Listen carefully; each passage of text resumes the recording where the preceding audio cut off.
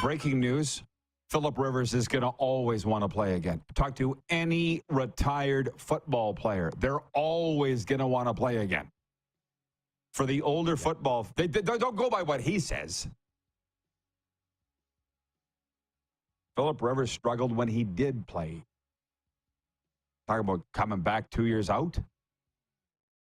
I remember this. I realized that, and hockey players aren't a whole lot different than football players, but the football players are worse. You got to largely drag them kicking and screaming from the field. And I remember this, Dupes. You remember the old swamp dog, Ron Estee? I just talked to his wife a couple weeks ago. He was the defensive line coach for the Riders for years, and he felt like family to me. And his wife's Debbie, and they're living down there in Baton Rouge, Louisiana. And he won. He was on those Eskimo teams, the 5 in a row. 70s as well, iconic Edmonton team. So the people in Edmonton would know the name Ron Estee. He's in the Eskimos Hall of Fame, Canadian Football Hall of Fame, LSU Tigers Hall of Fame. He's in every Hall of Fame. And he was the guy that talked like the water boy in the water boy. Who was the coach you couldn't understand? Was it the coach? Bobby Boucher? Swamp, yeah. We could never understand him. He had this southern drawl. We couldn't understand him. But I remember one time, Estee, when he was with us with Saskatchewan, he said he would cut one arm, we'll win one point. We're like, what? You put subtitles under that? And I can't remember. One of the other coaches said he'd cut his arm off to have just one more play. Get ready for the Rod Pedersen Show.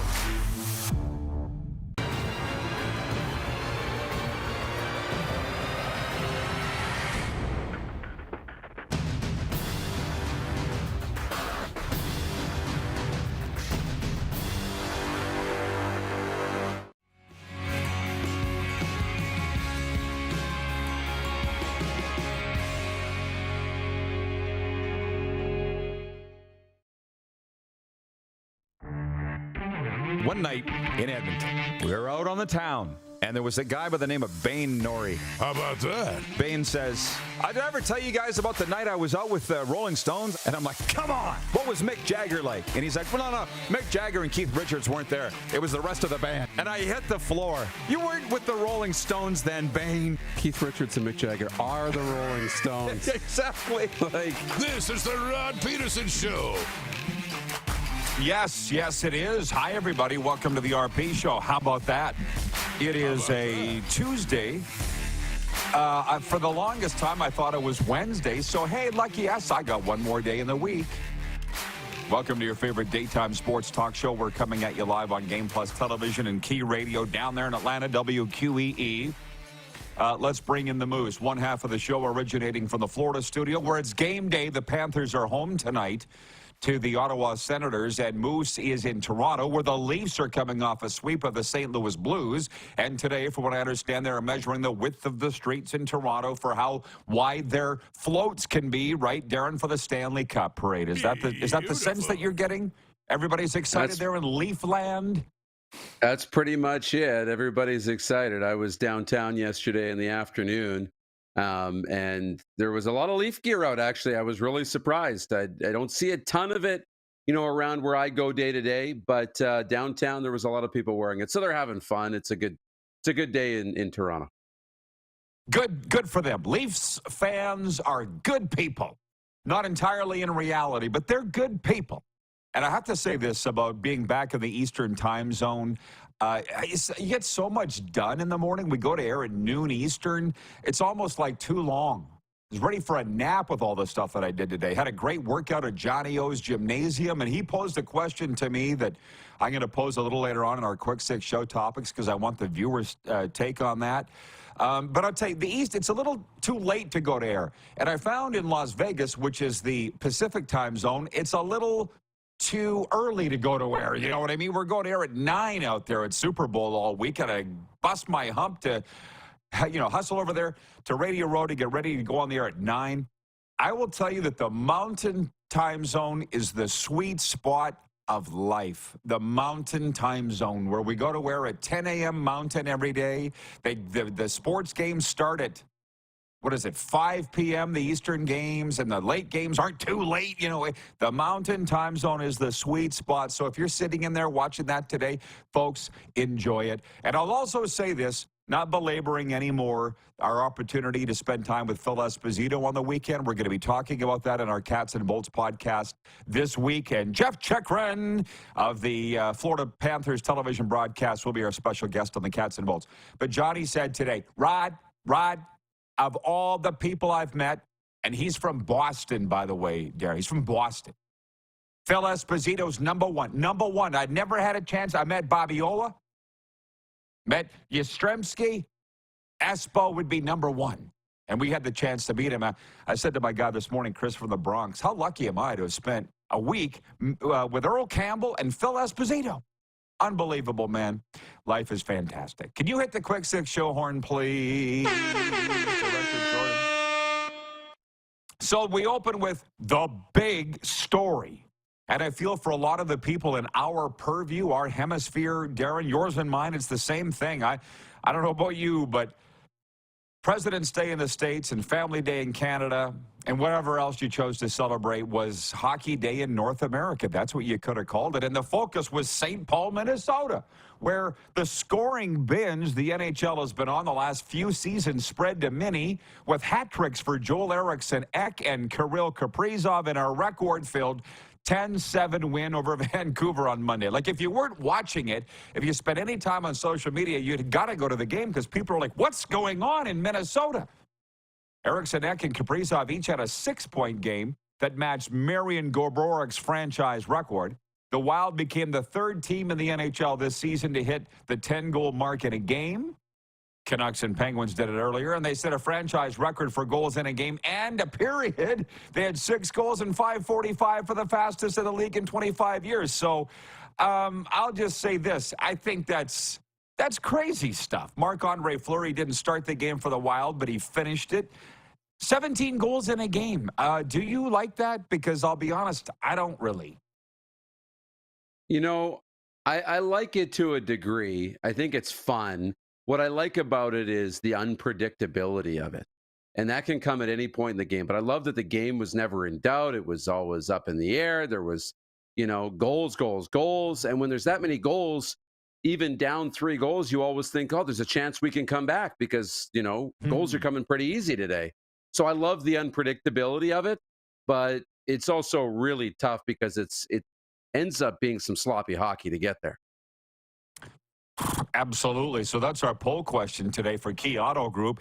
At Key Auto Group, by the way, you can buy with confidence knowing that they provide reports on all vehicles they sell. Get fully informed about your next vehicle by going to keyautogroup.ca. The poll question is simply this.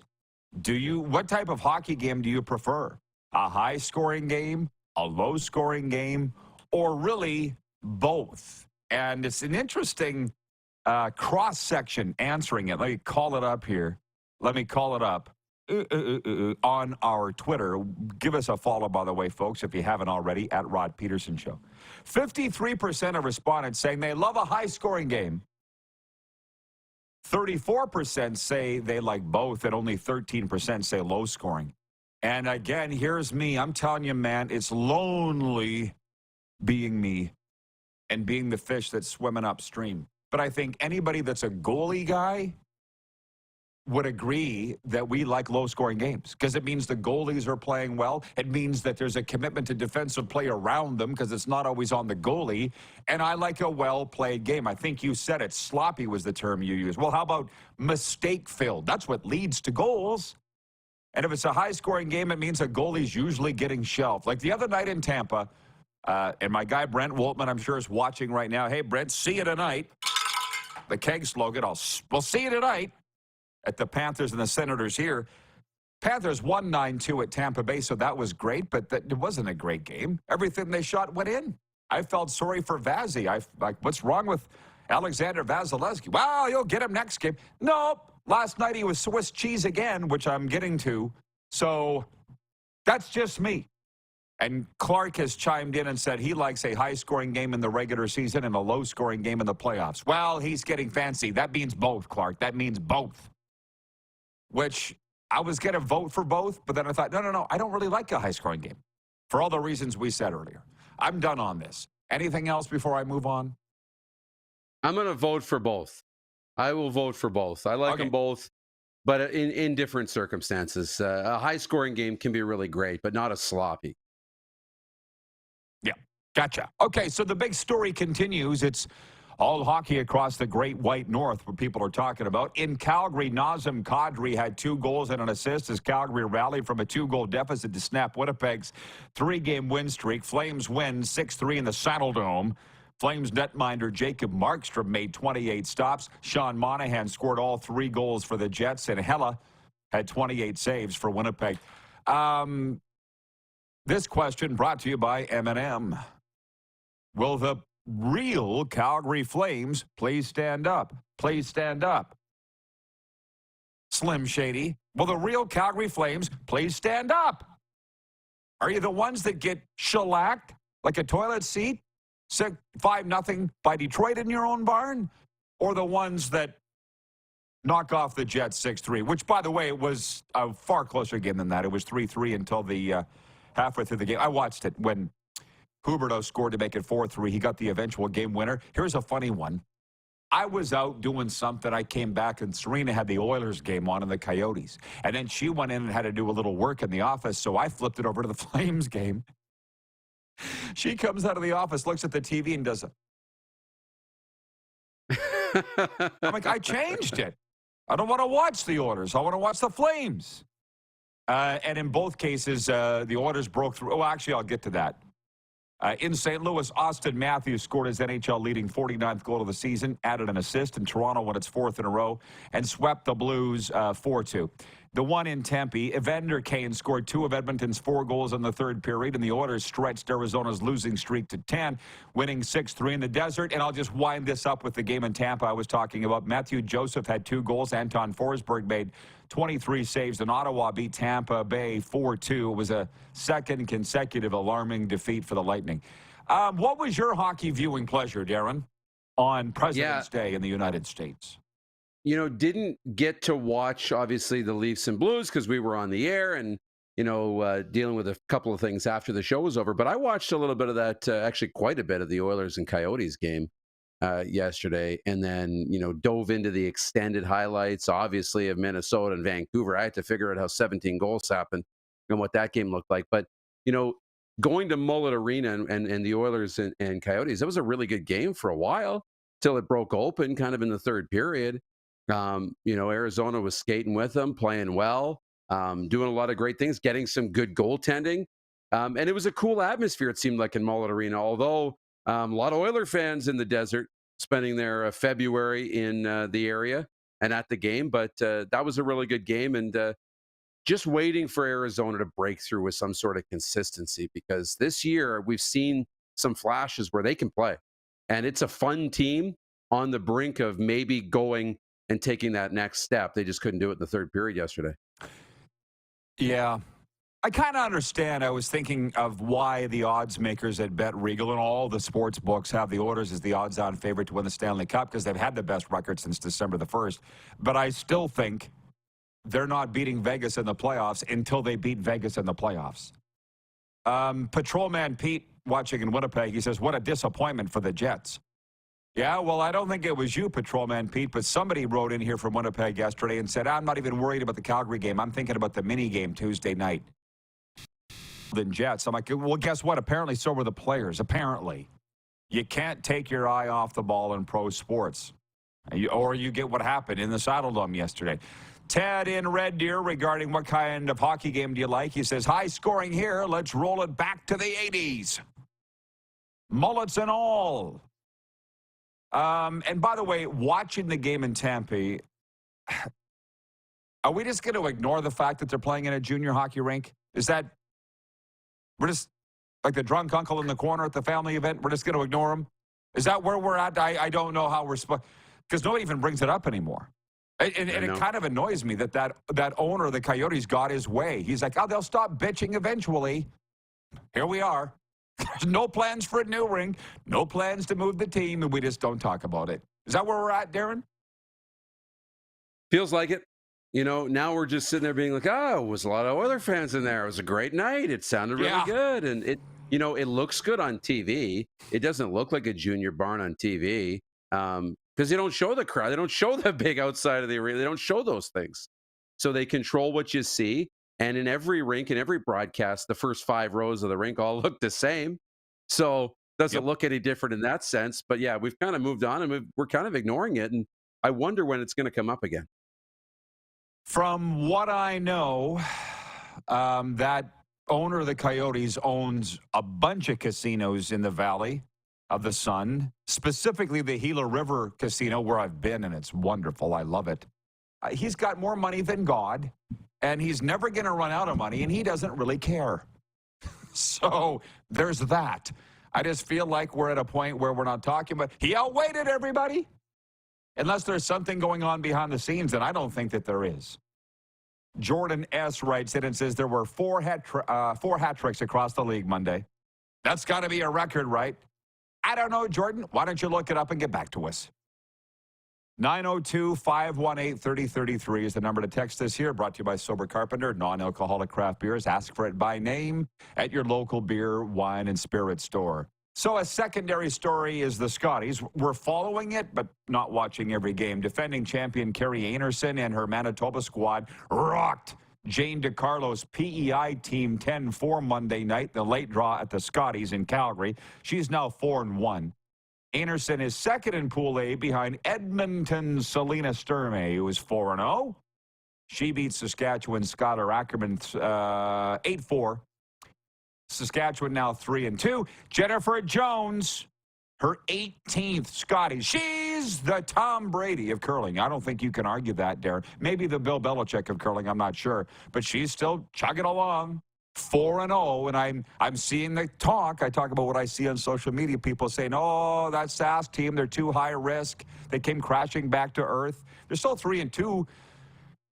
Sports fans, at 3-0, we're looking up who's the last rookie team to win the Scotties. Now at 3-2, people are saying they're too cocky and they got a lot to learn. Like, oh my God, stop the world! I got to get off, man. I can't, man. It's exhausting.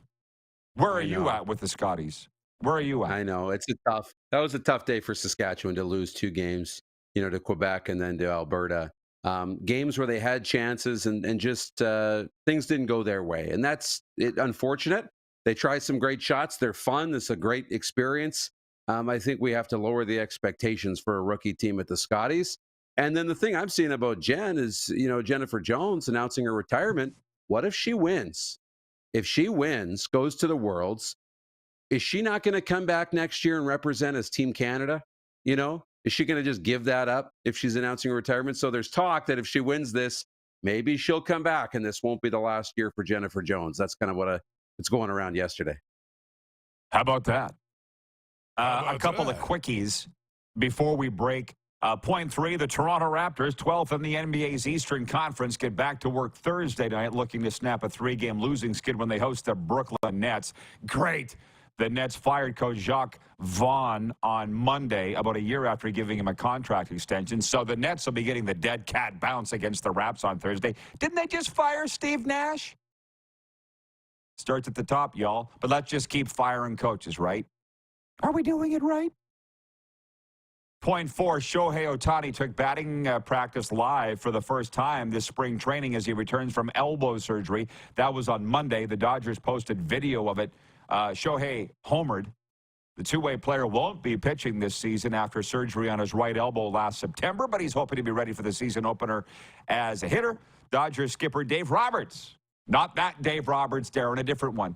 He said Sunday that Ohtani won't play in the Dodgers Cactus League opener Thursday against San Diego. Meanwhile, Philadelphia finalized their signing of 3-time All-Star utility man Whit Merrifield to an $8 million one-year contract that includes a $7 million salary this year and an $8 million club option for next year. Those are just some of the points. When we come back, more of this. Get your take on that. We got football, we got NHL tonight, and on the way, Alan May and Matt Dunstone. We're live on the Game Plus Television Network, WQEE Radio, Apple Podcasts, Spotify, and YouTube Live. Approved. This is it. It all comes down to this rock. The hours in the gym, the weeks away from my family. This is what I've been training for. And all those voices trying to tear me down, I'm here to silence them. We've given everything we have for a chance to get everything we want.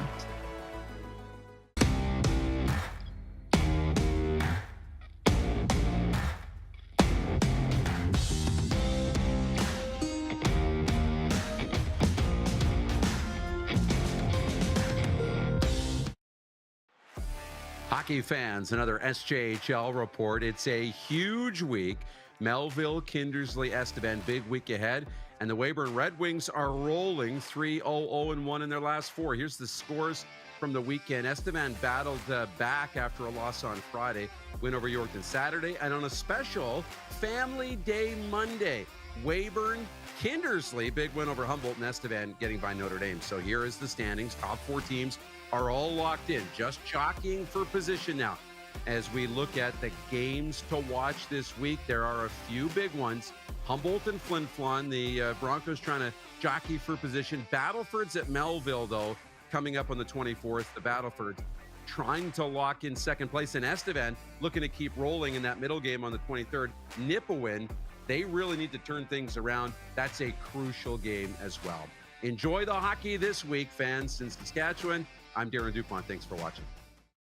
We're all capable of doing more. More speed, more reps, more commitment to getting every detail perfect.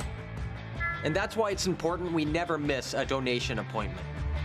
Blood and plasma donors are needed every day in Canada to support thousands of patients that rely on Canada's lifeline.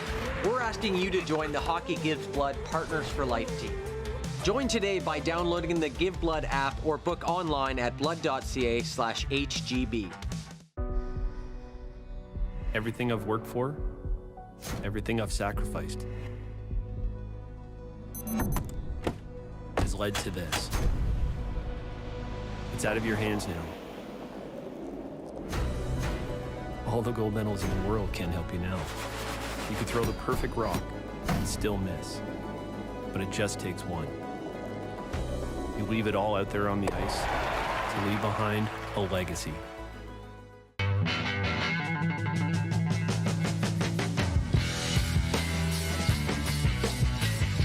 Did you know that you can help save a life? And you can start right now. Stem cells from male donors increase chances of positive outcomes for patients, yet they only make up 40% of our registry. Today, there are hundreds of people in Canada searching for their life-saving match. You can be a patient's best hope.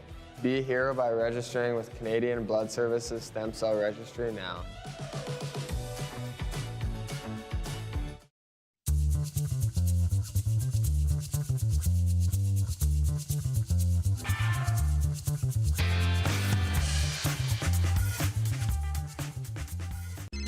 Text 902-518-3033.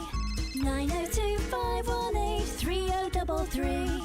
Pick up your phone and text RP, that's Rod Pedersen. Text 902-518-3033. Here's how your business can be a part of Canada's fastest growing sports talk show. All you have to do is contact us, and we will tell you all about the dynamic and exciting marketing opportunities we have, utilizing a fully integrated 360-degree multi-platform. Imagine your business seen and heard across Canada on Game Plus TV and around the world on the Rod Pedersen Digital Network. You will use one of the most overused expressions in sports. You gotta be kidding me. Get your business involved. Contact the Rod Pedersen Show today. Hey, honey, can you get one of the kids to show me how this Twitter thing works? Honey, I need to get on Instagram. Time for more of the Rod Pedersen Show. Hi, everybody. Yes, it is time for more of the RP Show. And by the way, I just want to remind you that Telemiracle 50/50 is not only live now, but it's in the last few days. Telemiracle 48 is this weekend. And if you haven't got your tickets yet, now's the time. Telemiracle5050.com. It's another way to support Saskatchewan's charity and also have the chance to win half the jackpot. It's a win-win for Sask residents. Get your tickets now at Telemiracle5050.com. Please bring in the Moose. it's the beautiful thing about the way we do things in Sask. We don't ever stop selling them. It's like Hemorrhoid Hill back in the day at Taylor Field. We just kept selling tickets to sit on that hill in the south end zone. We didn't ever cap it, right? If we could cram another body in there with a shoehorn, we would. Just the way we do things. Yeah, buddy. Yeah. Okay. We got through a lot of topics here, by the way. MLB, which, by the way, it's coming up in my sports update. Just to preface this, I'm not sure if you saw this on TSN, you Canucks, but Mike Trout down there with the Anaheim Angels saying that he doesn't want to trade. They've had 8 straight losing seasons, haven't made the playoffs in 13 years. Mike Trout not even going to bring up asking for a trade. We'll talk about that later. Raptors not really getting into that, but I have brought this up to you earlier in past shows about AI, artificial intelligence. Now, it bothers me that I don't get any NBA coverage.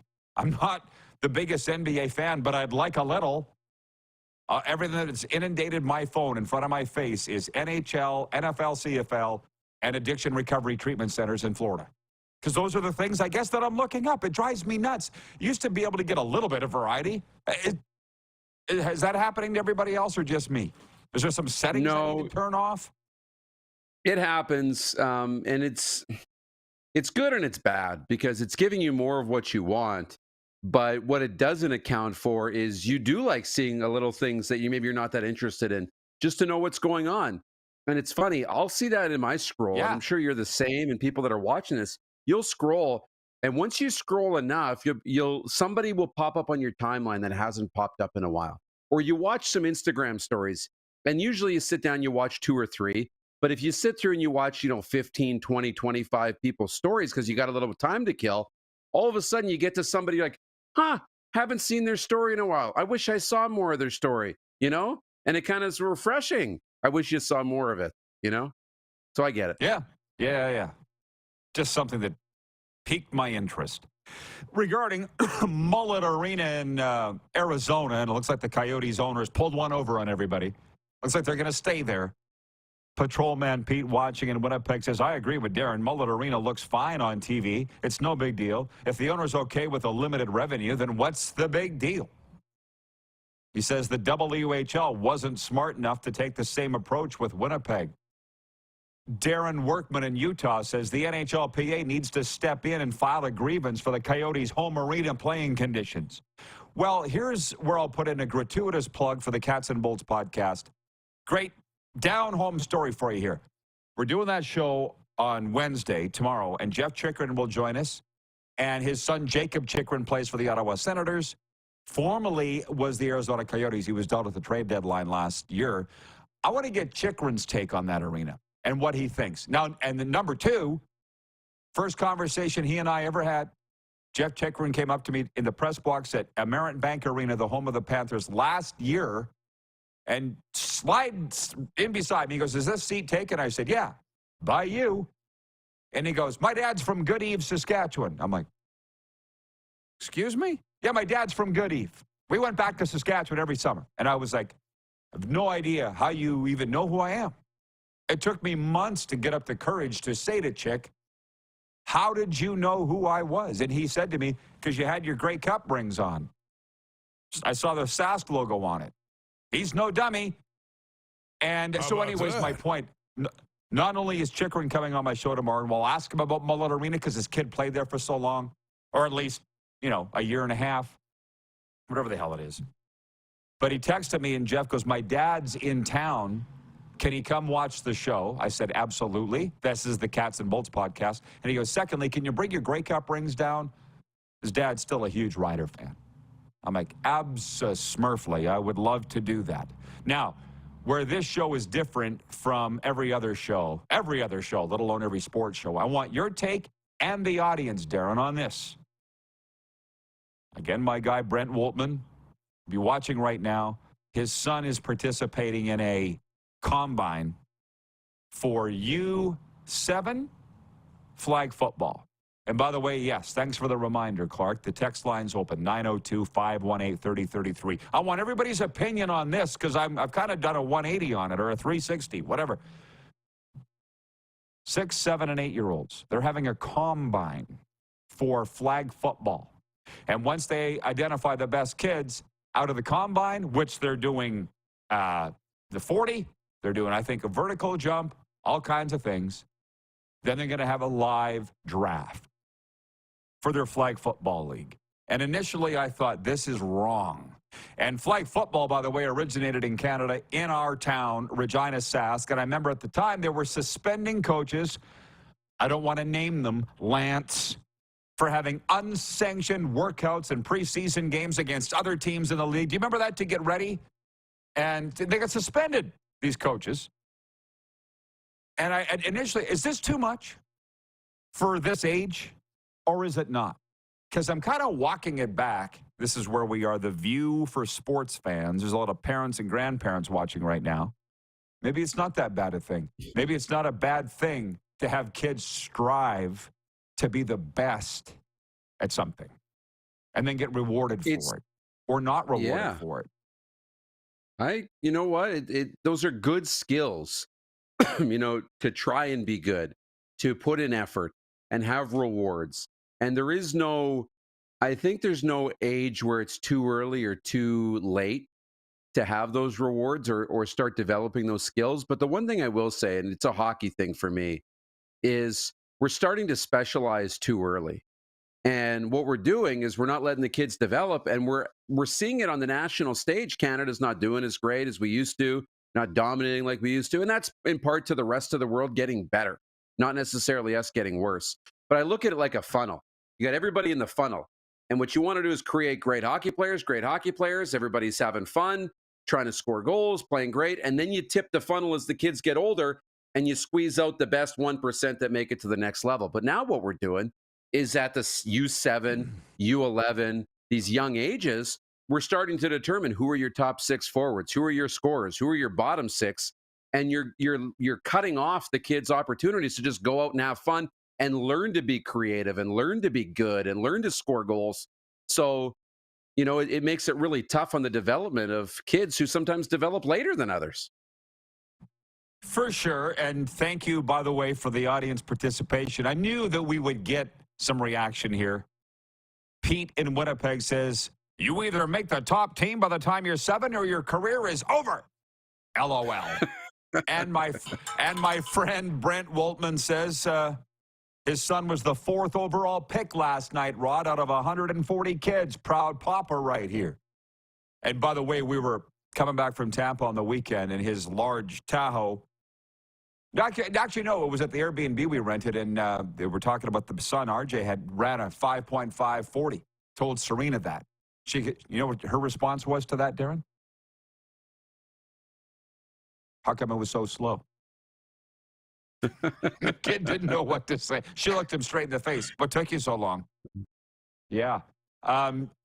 Darren in Utah says, my son went through a combine type of tryout every year for Pop Warner football that helped develop skills and also kept kids in their skill level and kept the game safe and fun. I guess that's my point. I'm not saying this is wrong. There was a time I would have said that it is wrong, but I'm kind of looking at it going, I'm not sure anymore that it's wrong. You got kids striving to be better. You got kids that are realizing this isn't for them, or maybe this isn't fun, so they get weeded out early and they can go do finger painting or gunny sack race, whatever the hell they want, which is the, same thing for me. I mean, I told you a couple years ago, we went and played outdoor hockey during COVID with a bunch of junior players that were home because there was a break in their league, and I went in goal. This is like 3 years ago. I was in my late 40s. And I'm playing with these junior players on that outdoor rink in Regina, and it started out great. And the players were like, oh, Rod, wow, you got the moves as a goaltender. But then I let in some softies. I have a bit of an attention problem. And they were yelling at me, junior players. I'm like, this isn't fun. Oh, yeah, that's why I wanted to quit when I was a teen. This ain't fun. These kids are just figuring out a lot earlier. So I don't necessarily think that it's too young. Jordan watching says, I agree with Darren. I think it's too young. Wait until they're at least 12. Jay in Winnipeg says, is gunny sack in the Olympics yet? No, but it should be, as I show my age there. Now, furthermore, to get on point, and the poll question, just as a reminder for everybody, for our friends at Key Auto Group today, what do you prefer, a high-scoring hockey game, a low-scoring hockey game, or both? And running away with it is high-scoring. And we'll ask Alan May that. He is lined up next. But I want to say this. Johnny O this morning, Johnny O at Johnny O's Gymnasium said to me, hey, Rod, it's a great day, Rod. And I said, every day's great, Johnny. But he said, what are your top 3 NHL? He looks out of the corner of his eye. What are the top 3 teams right now? And I thought for this, Darren, they change every day. The top 10 change every day. The top 5 change every day. That's actually a great thing when you think about it. Right? Vancouver, for the most part, has been number 1. But I didn't have it in my... Yeah, I did. Actually, top 3. I have Vancouver, Boston, and Florida. And I want everybody to think about it. You don't need to answer that right now, but who are your top 3? Because they do change. And what are we going by, the standings? Are we going by the Vegas odds? And just for spits and giggles, Darren, I looked at the NBA. I just sashayed over on my score app. Take a wild stab who the top 3 teams are in the NBA. And by the way, for $1 million with a gun to my head, I couldn't have told you who they were. I wrote them down. Do you know who they are? Oh, boy. Okay. Boston Celtics. Ding, ding, ding, ding, ding. You got the number 1 team, yes. Okay, that got one. Oh, my. Like Golden State's not in there? And LA? Nope. They're not? No. Nope. Boston, Minnesota Timberwolves, Oklahoma City Thunder, and the Cleveland Cavaliers. How about that? Not only am I saying, what decade are we in? These guys have never been in the top 4, I don't think. So anyways, the top 3 NHL, who are they? Judging by the Vegas odds, it would be Edmonton, Boston, and Florida. But I'm not sure that's right. We'll put that and other things to Alan May next. Darren, I'll see you in hour 2. You bet. See you then. We are live on the Game Plus Television Network, WQEE Radio, Apple Podcasts, Spotify, and YouTube Live. Everything I've worked for, everything I've sacrificed, has led to this. It's out of your hands now. All the gold medals in the world can't help you now. You could throw the perfect rock and still miss. But it just takes one. You leave it all out there on the ice to leave behind a legacy.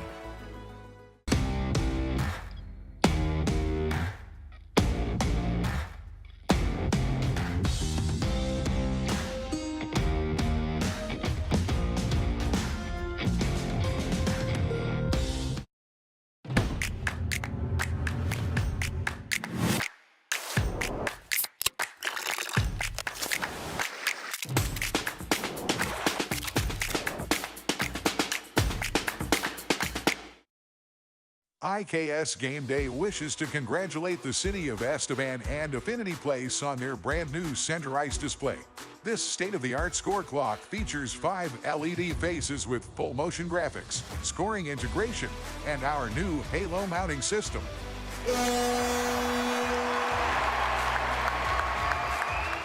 If it's time for an upgrade, let us show you how to deliver the best fan experience. You can find us at IKSGameDay.com.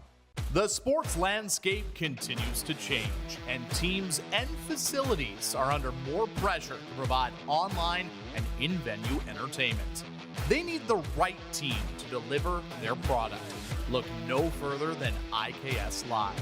We provide service across North America and produce the best fan experience across all platforms.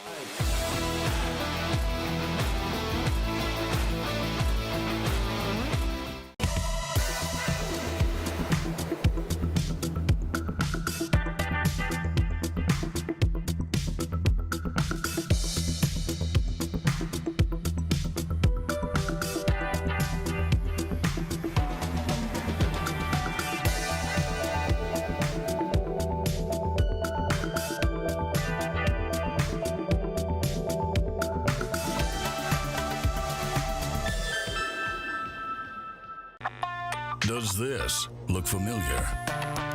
Your fans deserve an incredible arena experience. It's time for an upgrade.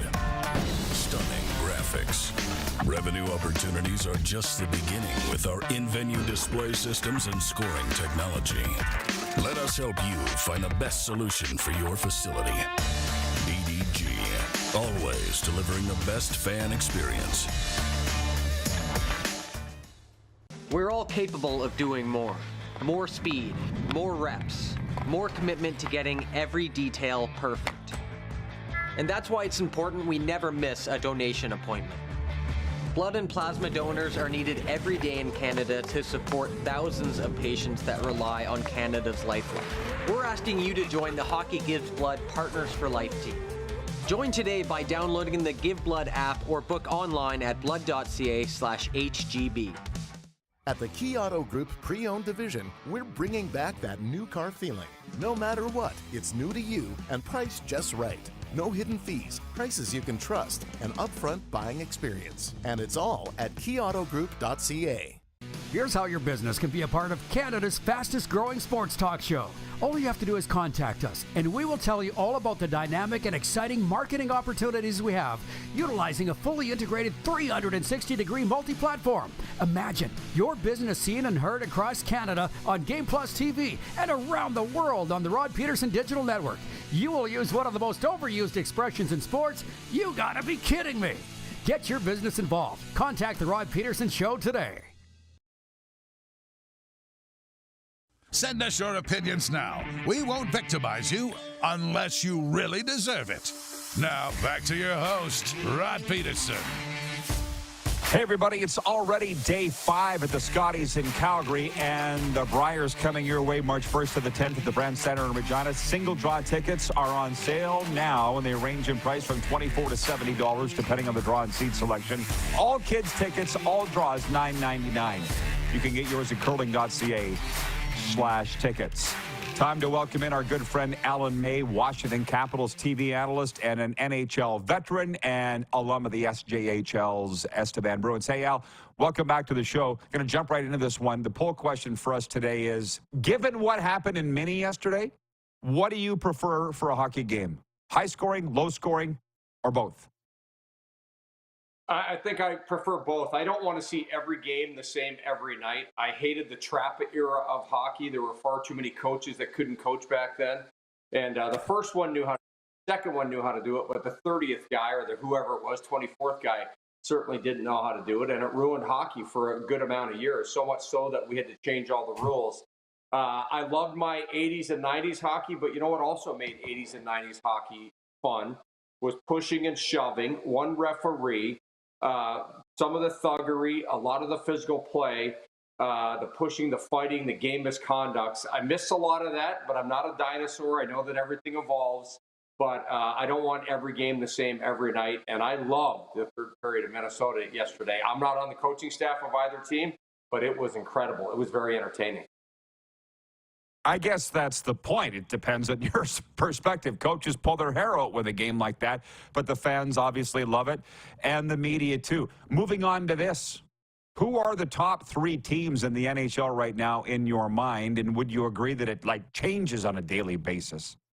It pretty much changes. You know, it's probably, I think I told you before, I believe it's cyclical. It's like teams are who they are for a week or two, and then, you know, they kind of get found out by other teams, or they trying to figure it out themselves how to play against other teams. When I look at, you know, the most entertaining team and the team that doesn't always sell out, but it has the most value for its ticket prices, is the Florida Panthers.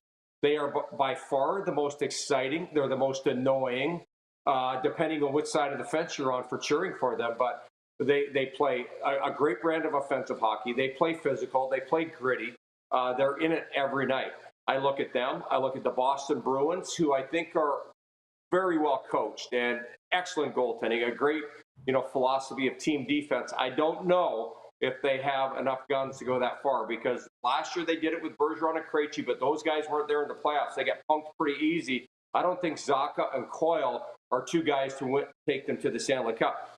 The Dallas Stars, another team that I love watching. And then I go to the other side. I look at Vancouver and Edmonton. Those 2 teams, if they add some pieces, I know I've named a few teams, but those 2 teams, they add a couple of pieces, one of them will be playing in the Stanley Cup Finals. You know, the last time I had you on, I asked you all about your career, which I'm glad I did, but I didn't ask you much about the Capitals. And there's a lot of talk amongst my hockey friends about the new rink you're getting, and I feel like not a lot is known. What can you tell us about what they're doing for a new home for the Capitals? Well, one of the things with what the Capitals playing right now, Capital One, people around here, I've got a lot of great memories in that arena, but it's obsolete. And when I look at it, and it's kind of become a crime-ridden part of town, and crime has been out of control in D.C., but we'll forget about that. I travel around the National Hockey League. Now that you're starting to travel around the National Hockey League, you see how great some of the buildings are. And this thing in D.C. is somewhat obsolete. The footprint is not that big. You know, like a lot of teams have, we'll say, I used to play hockey in Estevan, Saskatchewan, in a very small ice surface and arena. The new one feels like it's an Olympic sheet, even though it's just NHL regulation. It's a lot bigger. It's not obsolete. But it couldn't play in the Western Hockey League. When I think of what they want to do over the river in Virginia, basically you just got to swim across the river, cross a bridge. It's not that far. It's less than a mile from the existing arena. It's just, you know, D.C. is made of D.C., Maryland, Virginia. It's all very compact. But they want to have a wow factor. When you walk into the new arena, they want it to be the nicest arena in the United States, basketball or hockey. The same builders or the architects will be the people that designed the Golden State Warriors. I hope they took a lot out of what Edmonton's done, what Detroit's done. But it's about, you know, getting that. No public money will be spent on this. There will be no taxpayer money. It's going to come from the Washington Capitals and a bond on 2 loans through the state of Virginia that they will repay back with, you know, with ticket sales and parking and everything. There will always be a ticket tax. There'll always be that comes out of the Capitals' pockets.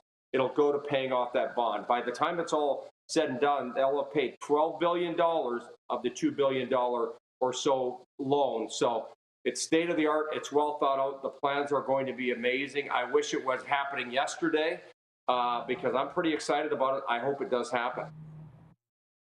Well, okay, so a couple quick things. Why is it a swear word to use taxpayer dollars? At Super Bowl, I was in Vic and Anthony's Steakhouse in the Golden Nugget, and the server goes, "You be sure and talk up our new football stadium on your show because it was taxpayers' money that built that thing." And I was like, bro, I wouldn't be here right now giving you my money if it wasn't for that stadium. You know, like, what? Why is that? Number 2, yours and my. Yeah, go ahead. Go. We're in a very different place politically in this city here. And there's a lot of government workers.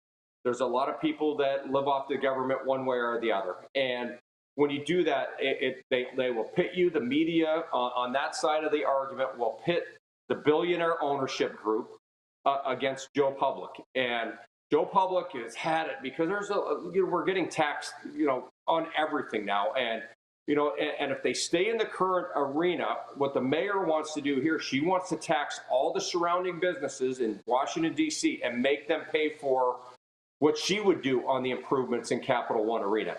So Joe Public doesn't want to do it. So what they're doing is the state of Virginia has one of the best credit ratings in the United States. It's a AAA bond rating, and the Caps would get 2 loans from that, and they would pay it themselves. It's not some greedy billionaire. It's very well thought out. People are tired of paying for billionaires to get these big toys and all of a sudden that amass, you know, the Capitals organization with the Wizards and the arena and everything that they have right now, and the company that I work for is currently worth around $4 billion. So Joe Public has a lot of reasons. It always comes down to dollars. We hate the word taxes. Every one of us hates the word taxes. You and I both live in tax-free states. I'm a Texan. You're a Floridian now. It's nice not paying a state tax. So that's what it comes down to, and I am with you. What the Washington Capitals have done downtown in that area known as Chinatown, they've created a ton of businesses. But you know what? A lot of businesses have left since the pandemic. Something like 57% of the restaurants in downtown D.C. have shuttered since the start of COVID. So it's about how many people are you going to get downtown. People don't work downtown anymore. They're staying at home. So it becomes a political argument. It becomes one of those things. If you do it and you give back to the community, the state of Virginia ends up making a boatload of money off of this deal.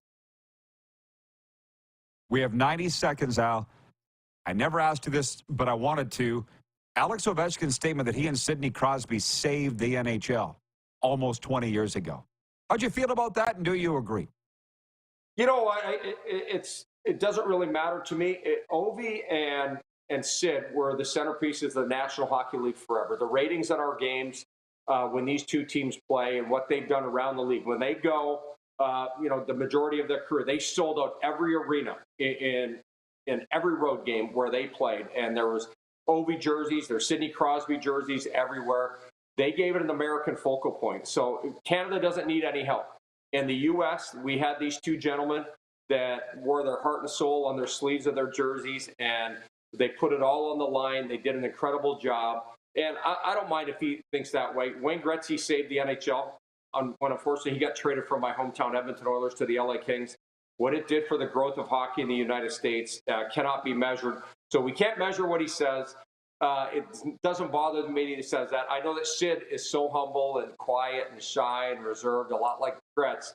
He's not going to say something like that. And remember, everything always gets lost in translation with these Russian hockey players. Fair. Well, you're humble, too. You could have said, my old team, the Oilers, and you'd have been right, but you never say that. You say your hometown Oilers. Ted in Red Deer says, always interesting and awesome when Alan May is on. I agree. Al, thanks for the time. Can't wait to do it again. Enjoy the hockey. Thank you, Rod. Thank you, Ted. Washington Capitals TV analyst Alan May. We'll be back in a moment with a sports update and audience takeover. We are live on the Game Plus television network, WQEE Radio, Apple Podcasts, Spotify, and YouTube Live. Everything I've worked for, everything I've sacrificed, has led to this. It's out of your hands now. All the gold medals in the world can't help you now. You could throw the perfect rock and still miss, but it just takes one. You leave it all out there on the ice to leave behind a legacy.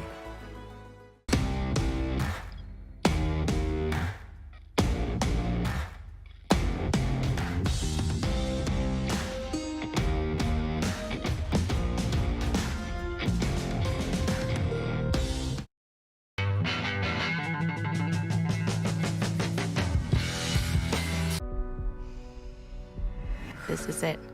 It all comes down to this rock. The hours in the gym, the weeks away from my family. This is what I've been training for. And all those voices trying to tear me down,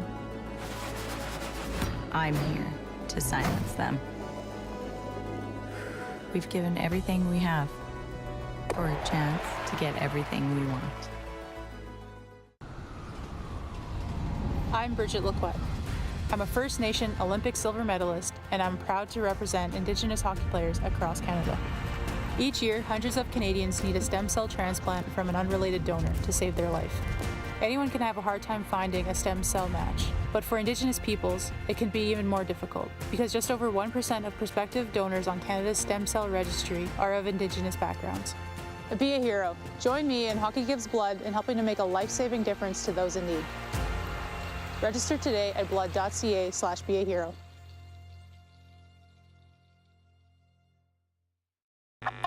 Does this look familiar? Your fans deserve an incredible arena experience. It's time for an upgrade. Stunning graphics. Revenue opportunities are just the beginning with our in-venue display systems and scoring technology. Let us help you find the best solution for your facility. DDG, always delivering the best fan experience. Text 902-518-3033. 902-518-3033. Pick up your phone and text RP, that's Rod Pedersen. Text 902-518-3033.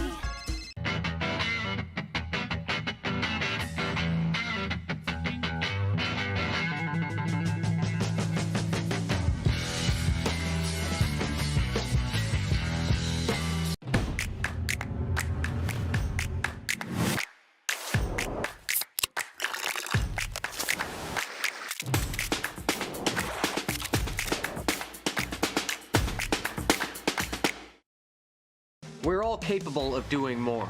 More speed, more reps, more commitment to getting every detail perfect.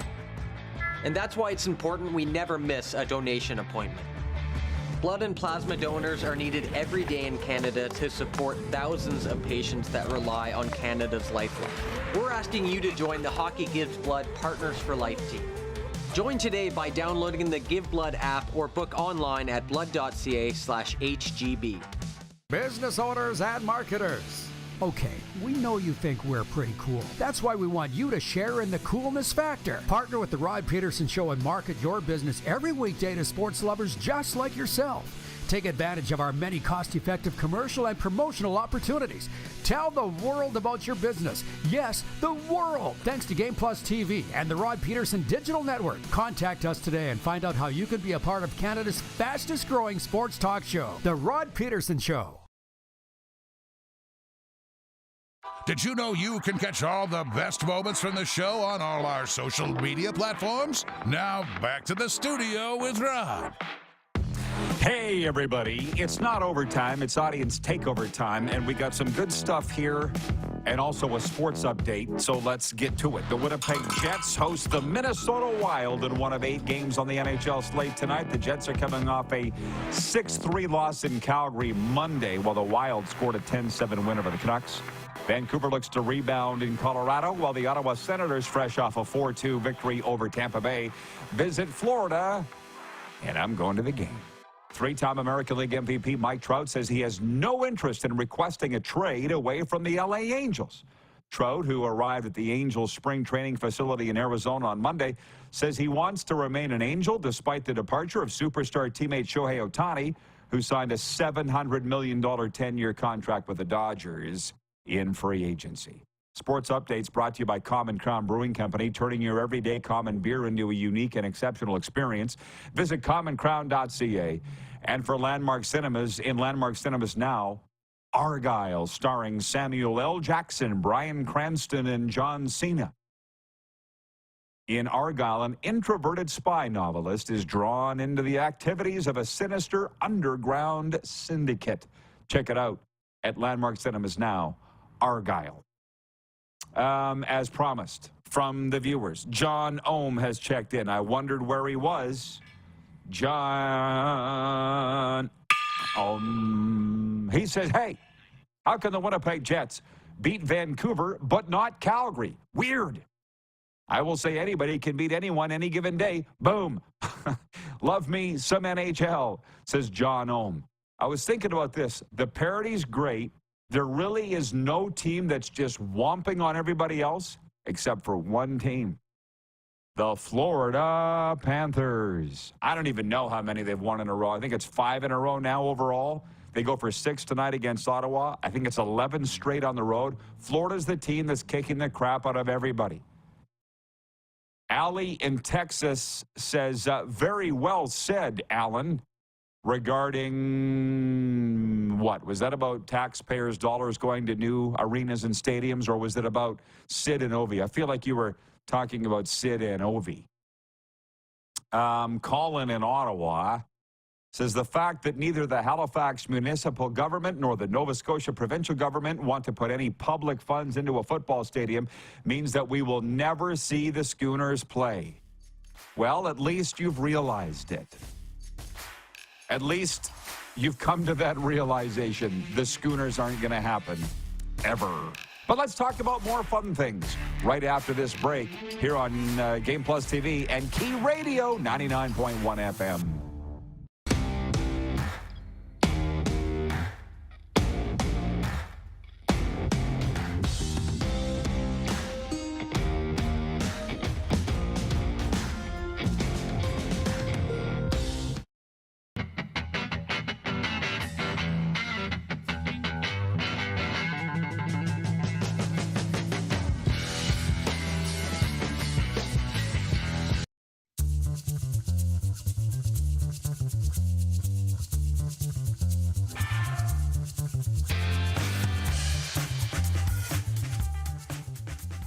At the Key Auto Group Pre-Owned Division, we're bringing back that new car feeling. No matter what, it's new to you and priced just right. No hidden fees, prices you can trust, an upfront buying experience. And it's all at keyautogroup.ca. We're all capable of doing more. More speed, more reps, more commitment to getting every detail perfect. And that's why it's important we never miss a donation appointment. Blood and plasma donors are needed every day in Canada to support thousands of patients that rely on Canada's lifeline. We're asking you to join the Hockey Gives Blood Partners for Life team. Join today by downloading the Give Blood app or book online at blood.ca/HGB. The sports landscape continues to change, and teams and facilities are under more pressure to provide online and in-venue entertainment. They need the right team to deliver their product. Look no further than IKS Live.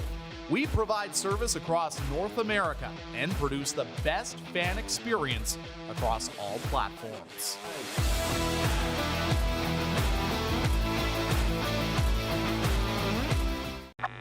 Does this look familiar? Your fans deserve an incredible arena experience. It's time for an upgrade. Stunning graphics. Revenue opportunities are just the beginning with our in-venue display systems and scoring technology. Let us help you find the best solution for your facility. EDG, always delivering the best fan experience. IKS Game Day wishes to congratulate the city of Estevan and Affinity Place on their brand new center ice display. This state-of-the-art score clock features 5 LED faces with full motion graphics, scoring integration, and our new halo mounting system.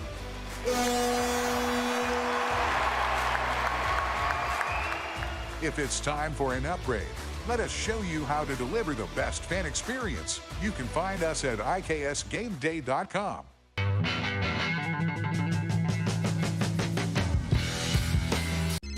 Text 902-518-3033. 902-518-3033. Pick up your phone and text RP, that's Rod Pedersen. Text 902-518-3033. Business owners and marketers. Okay, we know you think we're pretty cool. That's why we want you to share in the coolness factor. Partner with the Rod Pedersen Show and market your business every weekday to sports lovers just like yourself. Take advantage of our many cost-effective commercial and promotional opportunities. Tell the world about your business. Yes, the world. Thanks to Game Plus TV and the Rod Pedersen Digital Network. Contact us today and find out how you can be a part of Canada's fastest-growing sports talk show, The Rod Pedersen Show. One night in Edmonton, we were out on the town, and there was a guy by the name of Bain Norrie. How about that? Bain says, "I'd ever tell you guys about the night I was out with the Rolling Stones?" And I'm like, "Come on, what was Mick Jagger like?" And he's like, "Well, no, Mick Jagger and Keith Richards weren't there. It was the rest of the band." And I hit the floor. "You weren't with the Rolling Stones then, Bain." Keith Richards and Mick Jagger are the Rolling Stones. Exactly. This is the Rod Pedersen Show. Hi, everybody. I'm going to make a fearless prediction here right now, and that is that hour 2 is going to be a whiz banger. We're going to have a hell of a lot of fun. As a matter of fact, I can't believe that we're already through hour 1. I'm here in the South Florida studio where I'm very excited. It's game day. The Ottawa Senators are in town to take on the Florida Panthers, and I have a sense that the Panthers are going to have their way with the Ottawa Senators here tonight. Because the Sens won in Tampa Bay last night 4-2, so they're going to come in, you know, all peacocking, and the Panthers are going to slap them around. That's another prediction. Let's bring in the Moose. Moose, I love how hour 1 flows into hour 2. Darren is in the Toronto studio. So a couple of things here. David in Winnipeg, let's call him David number 1, writes in, says, striving to be better should be the goal. What is he referring to? He's referring to what I said way back at the start of hour 1, where it doesn't seem like it was that long ago. But that my friends here who have kids playing flag football at the age of 7, they had a combine, and then they had a live draft. And I'm thinking, is this gone too far? at this age to have a combine, which we have we were, generally reserved for the pros. Now, 7-year-olds playing flag football, we're going to have a combine and a draft. I don't think it's that bad. And David says striving to be better should be the goal. I'll be honest about this. Not everybody strives to be better. As a matter of fact, I would suggest more people don't than do. You don't want to just every day get up, brush your teeth, go to work, come home, have supper, watch TV, go to bed. Are you striving to get better, or are you just existing? Most people don't strive to get better. I do, but most don't.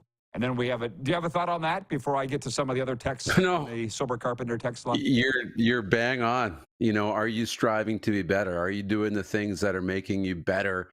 Not that you got to be crazy. We don't all have to be in the 1%, but we can all strive to be better. And the only other thought I had with the thing is that, again, with the hockey and ringette, I see it with my nieces and nephews, where they have these tryouts and then they draft teams every year. So you're always playing on a different team. One year it's the Comets, the next year it's the Giants, then it's the this and the that. And one thing I noticed that I don't want to say things are better or worse. They're just different, okay? But they don't get to play with their friends every year. And that to me would be weird, because I grew up playing with my friends every year. We got better. Some of us played on the top line, didn't always get to play on the same line, but we traveled to games together, played together. With my nieces and nephews in the city, they're on a different team with new friends every year, and to me, that would be difficult. But you meet new kids, and it's new experiences, and it's called life. So that's why I don't think this is a bad thing. And for who was Mr. Irrelevant in the draft, Brent? His kid went 4th overall, but who went last? How's that kid dealing with it? Because that's life. It's a kick in the nuts. As my lawyer said to me, at some point in your life, you will deal with adversity. At some point, you're going to need to deal with it and stand on your own 2 feet. And if it happens at 7, it's a hell of a lot better than at 50. And then our poll question today is a fun one. It has to do with the Minnesota Wild's 10-7 victory over the Vancouver Canucks on Monday. The poll question is brought to you by Key Auto Group, as it is every day. And at the Key Auto Group, we're driven by safety. Experience peace of mind with our comprehensive multi-point inspections. Visit keyautogroup.ca for automotive excellence. The poll question is, what type of game do you prefer? High scoring, low scoring, or both? And at our last poll, last time we checked, the majority of people saying they love a high scoring game. And that doesn't surprise me. But again, goalie guy here, I want to see a low scoring game. I cheer for the goalies. And when you see a high-scoring game, usually a goalie's going to be pulled, and he's the GOAT, and blah, blah, blah. Stuart's watching in Chilliwack, BC, and he writes in on the text line 902-518-3033. He says both levels of scoring can be exciting. Why? Because it's hockey. There are things to appreciate in both styles. Oh, I know, and maybe I'm becoming far too Americanized. As Alan May said last hour, you're a Floridian now, Rod. That's true, but we always got to have a winner. We always got to have a loser. We got to have an either or an or. Yeah, I wonder, Darren, how you would get along down here where you are the king of both. Why not both? That's also the entrepreneur way of thinking. But here it's we gotta have everything's a competition.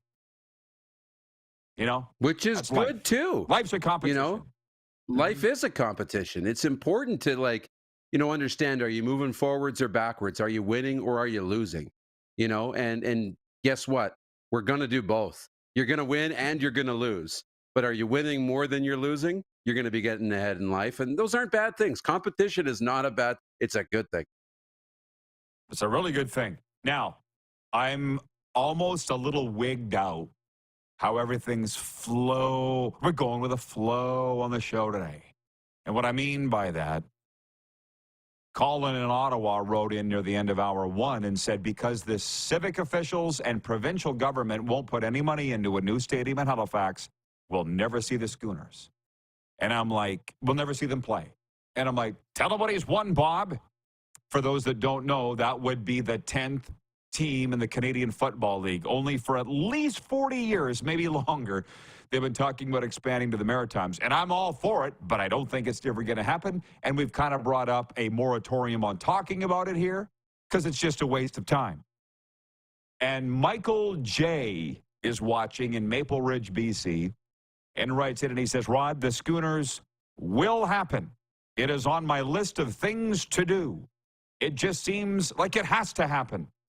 I know economics say otherwise.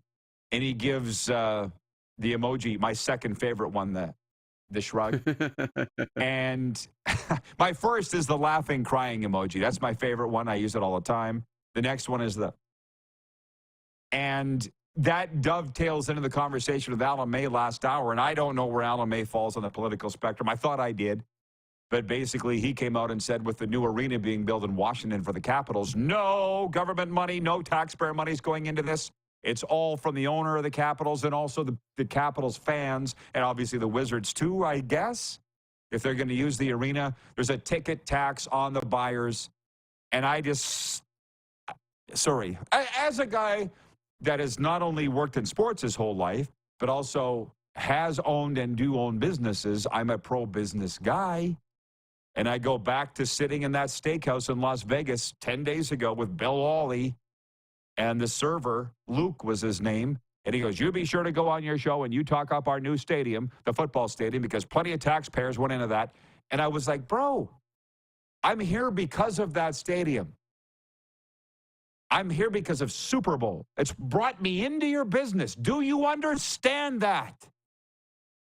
Not to mention, because Las Vegas is a tourist destination, whether it's a football stadium or not, but in Halifax, what about regional pride? What about the Atlantic Schooners? But they just don't really care. I was actually shocked to read it. I was quoted in an article recently where I said the CFL wants Halifax, but Halifax doesn't want the CFL. It's the weirdest thing. Most cities want in the league, but the league doesn't want them. Quebec City wants the NHL. Saskatoon wants the NHL. The leagues don't want them. In this case, it's the opposite. And I'm like, if you don't, they don't seem to care. I call it Canadian fan apathy. In Halifax, that has to do with the CFL, but I see the empty arenas and stadiums across the country, and I don't know what it's going to take to get people fired up, but I also don't care anymore. Look where I am. You, on taxpayers going to stadiums and arenas? Yeah, it's a tough convo because I was listening with Alan May when he came on, and you know we hate talking about taxes. That word taxes, and we don't want to get taxed more. We're already getting taxed enough. You know, you look at the city of Toronto and the debt that they're in the municipality is in, and taxes are going up, and that scares people. You got to pay, but we don't at the same time realize the spin-off economics. The spill-off, the benefits. I might not go to the games, or you might not go to the games or the stadium, but the restaurant your family member, your relative owns near the stadium is going to do better, and that's going to trickle down to you. You know, the hotel that maybe you own or you work at is going to be in a better spot and full more often, so that's going to trickle down to you. The jobs are going to be created. More people are coming into the city. So as a whole, the benefits are there and those trickle-down economics. But if we can't tie the dollar right into my pocket, we don't see the benefit. And I think we need to take the blinders off and see that there's benefits that maybe you don't directly see in your bank account on a day-to-day basis. Right. And I don't know, my bad for going down this road because there's no winner. It's one thing that I have learned. If people see something one way, 99% chance they are never going to see it another way. So why sit and argue it, you know? But regarding that Halifax stadium, I mean, it's sad. It's very sad. Patrolman Pete in Winnipeg says Halifax isn't invested in the CFL the way that cities who have had teams for 100 years are. Why doesn't the CFL get a team in there in a small venue and build from there? Pete also says big American city arenas are very profitable enterprises, so why do they need government help? No. Not doing it! Jeff the Stamps fan, regarding the kids playing in a combine, participating in a combine and in the draft, Jeff says, and we wonder why younger generations are narcissists. I don't wonder why. That's a deeper conversation than we have time for now. It's 1:11 Eastern, by the way, just pointing that out. It's 1:11 if you're into numerology. Yeah. beautiful. Just imagine a positive outcome to your current situation. I've done it. It works. Manifestation works. On to actual sports.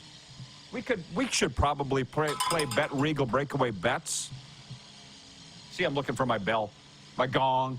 John Ohm says the Winnipeg Jets need to put out Adam Lowry for the puck drop at the start of the game.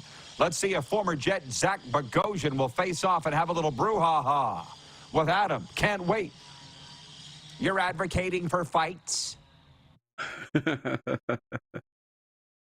We're hoping there's no roughhousing tonight in the game. That's Winnipeg's geographic rivalry. That's what they tell me. The Jets' rival is the Minnesota Wild. And I'll say it again. I can't remember who it was. I think it was the guy who was Bombers 1985 wrote in yesterday and says, I'll look past this Flames game to tomorrow night's game against Minnesota. Well, how'd that work out for you? As you lose 6-3 in a hell of a hockey game. As I say, the only team that's whomping the hell out of the competition consistently is the Florida Panthers. They're killing everybody. Most recently, Tampa Bay, 9-2 on Saturday night. I think it was their 11th consecutive road win. Tonight, we got Ottawa here going for a 6th consecutive victory. It's unbelievable. They're the only team that's mulching everybody. Do you want to play breakaway bets now? Are you down? I'm down. Let's do it. We do it every day for our official betting partner, Bet Regal, where you can sign up and play for free at betregal.ca. Join their free club. Islanders at Pittsburgh Penguins tonight. Who do you got to win? The Penguins need to bounce back. I'll take Pittsburgh. Well, that's perfect because I'm taking the New York Islanders and my guy, Patrick Roy, who got screwed in the outdoor game on Sunday. It'll be payback for the Islanders tonight. Ottawa at Florida. I'll go first. I'll take Cats win. You know what? You'll I'll take Ottawa to go into Florida and get them both and do a little upset. You would. It's the Kachuk Bowl tonight, by the way. Brady versus Matthew. Dallas at the New York Rangers. That's probably the game of the night. Dallas at the New York Rangers. Who you got? Yeah, I'll take Dallas on the road here. All right, I think the Rangers have won 5 in a row, so I will take the Rangers to win. They're rolling. Devils at Caps. Who you like? Washington at home. Moi aussi. That's me too in French. How's those French lessons going? Not bad. I'm starting back up, and they're actually going okay. Nice. But very elementary. Minnesota at Winnipeg. And they will say that's the game of the night, and there's an argument to be made for that. I'll take Winnipeg in a bounce-back game. Who are you taking? Yeah, I'm going to as well. Tough game. The Vancouver Canucks at the Colorado Avalanche. That's a slobber knocker, too. That's a game of the night, too. Who do you like? Yeah, who do you like in that one? I like Vancouver. I'll take the Abs. Boy, we get some real sandpaper, some real grit in our picks here. We're gonna have to do a poll on what's the game of the night. I'll put it on Instagram. Nashville at Vegas. Let me jump out and take Vegas. Who are you liking? Yep, Vegas. Okay. And lastly, it's the Columbus Blue Jackets at the Los Angeles Kings. I see the Kings have weaseled their way into a playoff spot. Or were they ever out? They fired Todd while they were in a playoff spot, right? I don't think they were ever out. But they seem to be bouncing back. Kings home to Columbus tonight. Who do you like? Yeah, I like LA. Okay, that's 2 of us.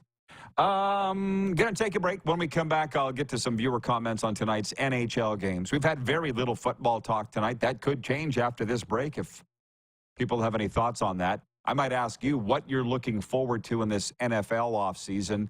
This morning, I don't know if you watched Get Up. All this time was spent on potential landing spots for Russell Wilson because they don't think he's going to be back in Denver. They're saying he could go back to Seattle now that Pete Carroll's out of the picture. And I'm like, I'd rather focus on hockey. Matt Dunstone coming up as well in our weekly Curling Canada interview as he gets ready for the Brier. We'll be right back live on Game Plus Television, WQEE Radio, Apple Podcasts, Spotify, and YouTube Live.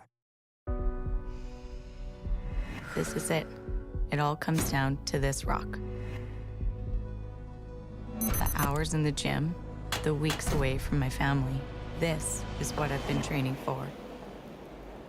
And all those voices trying to tear me down, I'm here to silence them.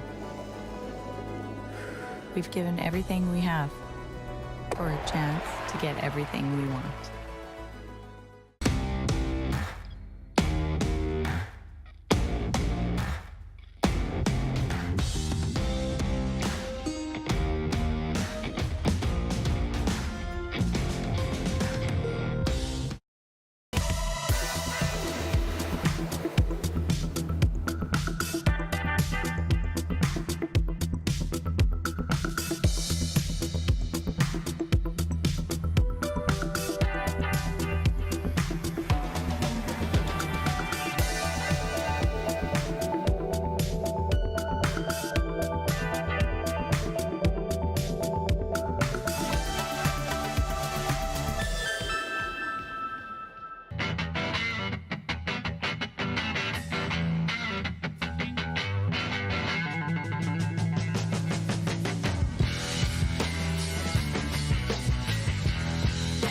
The sports landscape continues to change, and teams and facilities are under more pressure to provide online and in-venue entertainment.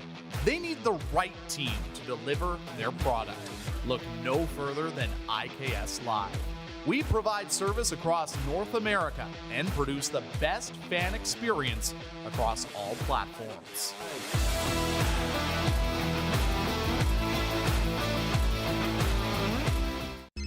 Text 902-518-3033.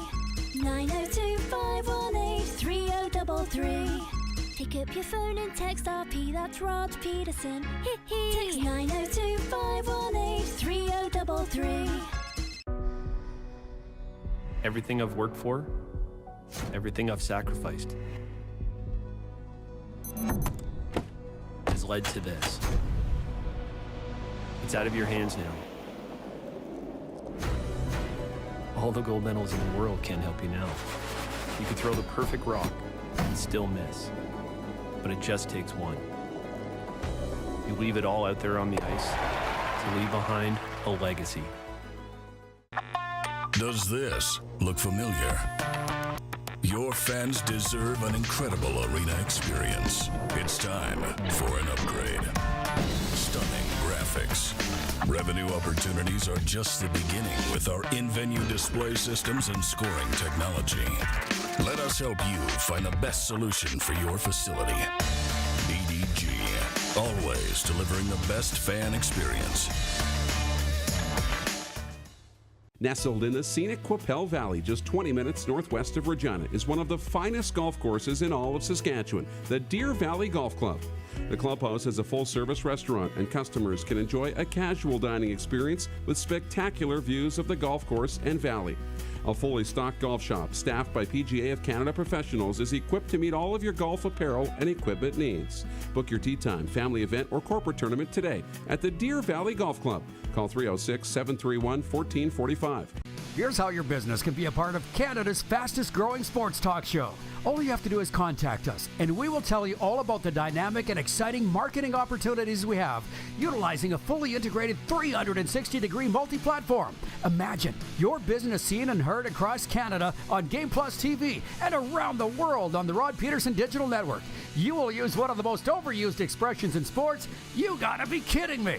Get your business involved. Contact the Rod Pedersen Show today. Send us your opinions now. We won't victimize you unless you really deserve it. Now, back to your host, Rod Pedersen. rolling along on your favorite daytime sports talk show. As we were mentioning, it's day 5 of the Scotties going on at Winsport in Calgary. The Brier coming up, the Montana's Brier presented by AGI next month, March 1st to the 10th. The RP show will be there, and you can too. Tickets are available now for single draws at curling.ca/tickets. All kids' tickets are $9.99, so let's pack the Brandt Center for that. And let's bring the Moose in now. 902-518-3033. Somehow or another, we find all the best topics, don't we? Talking about the top 3 NHL teams. Who are they? In everybody's mind, because they're different for everybody. But Scott Laughlin of SiriusXM NHL Radio, whom I was listening to yesterday, said Florida might be the best team in hockey right now. I posted that in a bunch of Panthers fan groups, and they're like, well, no guff. Yeah. No, it's not slam dunk, but the Panthers are right up there. Also asking flag football combines and live drafts for kids as young as 6 and 7. That's what's going on in America. My guess is it'll probably start going on in Canada for flag football. Is it too much? Initially, I thought it was, but now I'm saying no, I don't think it is too much, actually. And this, I don't want this as a topic. Taxpayers' money going to stadiums and arenas. But the fact that Halifax has said no to a publicly funded stadium in Halifax has killed any talk of a 10th team in the CFL going into the Maritimes. And that's a crying shame. Michael J. in Maple Ridge, BC writes in and says, don't apologize for bringing this CFL expansion up. It has me fired up this morning. I didn't mean to do that. I did not mean to get you fired up on that. I get fired up that it's just another opportunity missed. But the guy that was spearheading that financially, Gary Drummond, friend of mine, was the owner of the Arizona Coyotes. He's just not interested anymore. He's not interested for reasons that we won't get into today because it's the middle of February. Oh, yeah. Thank you, guys. Jay in Winnipeg brings up Jaromir Jagr. He says, Jagr, the best right winger ever, the best mullet ever. And what a missile for a wife. I didn't even think Jagr was married, but there was a article here, and I don't like, honest, I don't. You don't see me trash what other media says. Very rarely, anyways. Unless I feel very strongly about it. And George Richards, really good guy. He's been running the website Florida Hockey now for 20-plus years. It's like the Florida Hockey Authority online. And he said that the Panthers should retire Jagr's number. And he was serious. And I'd have to look it up to think about how many actual games. He covered Jagr playing for the Panthers. He did. But I'm like, come on, George, you know better than that. You must just be saying that to get a reaction, because we have been known to do that in the media. But how are you with the notion of numbers being retired at all? Because once I read George's thing, and I'm like, there's no way. And nobody agreed with George, by the way, if you go in and read the comments. And these are Panthers fans. But I put on Facebook that the Regina Pats should immediately retire Connor Bedard's number 98 because he's the greatest Regina Pat ever. So just do it now. Or at the very least, wait for a game that he can be at to be in attendance, but retire Bedard's number. And that got everybody going crazy.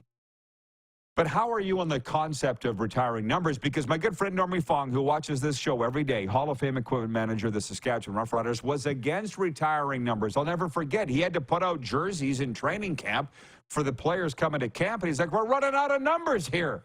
23 is retired. 34 is retired. I'd have the top 36 Ridgeway, 44 Old Egg. You know, he's like, we got to stop with the retiring jerseys. We're running out of numbers. How are you on that? I know. I'm look at like the Toronto Maple Leafs. I just had to Google it because I knew they had a lot. 13 retired numbers in Toronto. You know, those are jerseys that can't be used, and most of them popular numbers, obviously, right? I'm okay with it, but again, it's kind of like the Hall of Fame thing. We have to be very selective on retiring a number. And if Florida's going to retire Jagr's number, the only reason I would suggest Florida retiring Jaromir Jagr's number is if you're petitioning for a league-wide retiring of the number. You know, 99 being retired league-wide, love it. 66 probably should be retired too, for Mario. And probably, 68 could be in the conversation.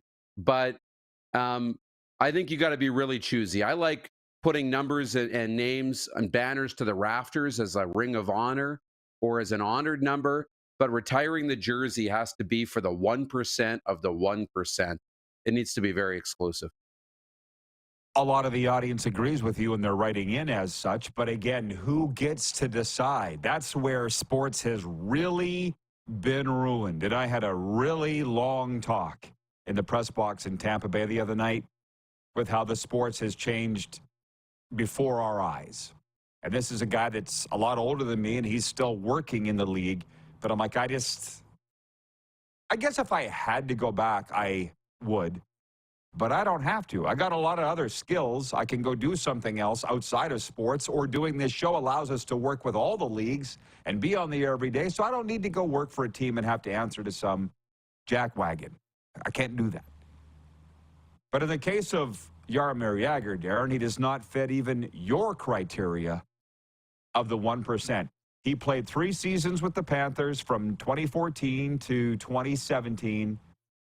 And my math is not great. We've established that. But he played 20 games, 79 games, and 82 games. So let's say 170 games here. And he had 12, 39, and 30 points. So 69 and 12 is 81. He had 81 points in 170 games. And you want to retire his jersey? By the way, there is only one retired number here, and I don't think anybody would argue that. It's Roberto Luongo. And Bobby Lou is quite special in a lot of ways. He's the all-time wins leader for 2 franchises, Vancouver and Florida. He's up there. Nobody's going to argue that. Nobody will argue that. The Luongo should be up there, right? But I kind of go to that Normie Fong school of, you got to stop retiring jerseys, man. We're going to run out of jerseys. Tampa the other night. I think they had 3 retired numbers. I was looking up at the Cavalier for sure. I think St. Louis. But they only had 1 single-digit number. All the rest for the Lightning are double-digit numbers. Montreal Canadiens are the same.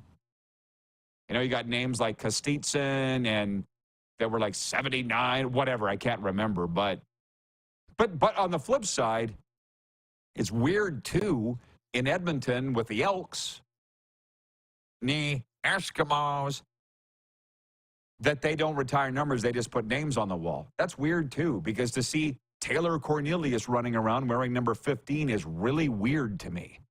That's Ricky Ray's number. Maybe if he was a short, fat guy, but because he's tall, thin, white, he looks exactly like Ricky Ray out there. It's confusing to me. I feel like that should be retired. So that's why I'm just inviting everybody's thoughts on this, because have I got you convinced yet?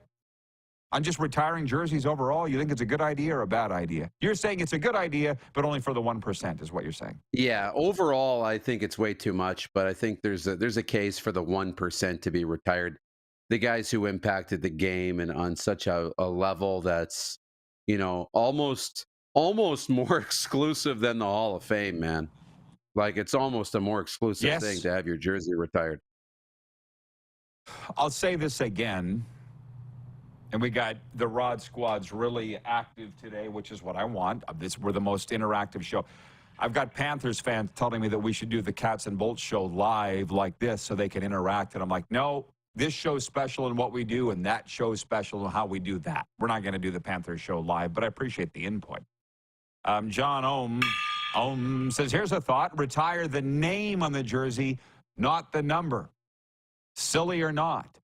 That's not silly at all. We're just having a discussion here. We don't discount anybody's idea. And I like it. It is weird, like in Arizona, somebody remind me that's watching right now from the state of Arizona that goes to Coyotes games. I want to say Laurie Bosch. For sure, Howardchuk, is it 16, DL Howardchuk? Howardchuk's number's retired. I believe Laurie Boschman is at 11. Bobby Hull, 9. And they're all Winnipeg Jets. And Gretzky, 99. So my point is you can retire the names, but it would look weird. You're going to put them on a jersey? How would you do that? Is there a way to, I don't think it's a bad idea, but how would you do that? Honor the name, not the number. It's a good idea. I'm not sure how you would execute that. Yeah, you'd have to put it up in a banner and have the number on there for sure. You just don't take the number out of rotation. You know, it's more about honoring them as opposed to retiring them. Can't retire a name either. You're telling me if DuPont goes into the rafters that other DuPonts can't play for the team anymore? Got to change the name? No. Honor them. Don't retire them. Patrolman Pete in Winnipeg says, by the way, Dale Hawerchuk is number 10. And he says the interactivity makes the show addictive. I know. We're the black tar heroine of sports talk. Well, okay. Colin in Ottawa. Thank you for chiming in. He says, listen, he says, I love Chris Neil and what he did for my Senators, but it is ridiculous. His number 25 is retired for the Sens. I think he's the career games played leader, right? But again, that goes back to some dorky, goofy owner. Like I admire the guys that bite their lip, put their head down, and go to work for a jackwagon every day. And I've never met Eugene Melnyk, so I can't say one way or the other, but he would be, from what I hear, the kind of guy that would have said, we're retiring Chris Neil's number because I like him. Well, Eugene, he doesn't deserve to have it. Shut up! I remember in Regina, I stood beside Jordan Eberle on the ice when they retired his number, and Ebbs leans over and he's like, I don't think my jersey deserves to be retired. I'm like, shh. You did nothing wrong. Just smile and nod. You know what I'm saying? It's those types of decisions. Even Eberle's like, I don't deserve to be up there. Like, see what I mean? It's not about merit anymore. Hall of Fames, jerseys, Darren, can we ever go back? I don't know. Once you open that box, man, it's tough to close it. And you can't stuff everything back in the box, unfortunately. But yeah, Legends Row, sure. Like Eberle's, is a pat you remember. And you remember him mostly because of Team Canada and their heroics at Team Canada. But it's like, not to pull the jersey out of, rotation. Well, if you're retiring it, you kind of have to. Yeah. Robert in Vegas says Jagr played a total of 171 games for the Panthers. Well, I was close. I said 170. John Ohm says, right? Who picks out what player gets retired honors? The owner? Weird. One day you all will get it. The owner makes all the decisions, and that's why they hand him the trophy at the end of the Super Bowl. One day you will all understand that. I'll be long dead and gone and pushing up daisies, but you will understand the owners make all the decisions like this. Moose, we got to roll. You have a great day. You too. Au revoir. And thank you, by the way, Camper27. I got my numbers in my name. I'm a little dyslexic. He says Boschman wore number 16 with the Jets. Thank you. And that's why I said 16, Boschman, Hawerchuk. Just what I remember seeing in the Gila River Arena in Arizona. And now they play in the Mullet Arena. Matt Dunstone coming up next. Speaking of Winnipeg, we are live on Game Plus Television, WQEE Radio, Apple Podcasts, Spotify, and YouTube Live. Everything I've worked for, everything I've sacrificed has led to this. It's out of your hands now. All the gold medals in the world can't help you now. You could throw the perfect rock and still miss, but it just takes one. You leave it all out there on the ice to leave behind a legacy.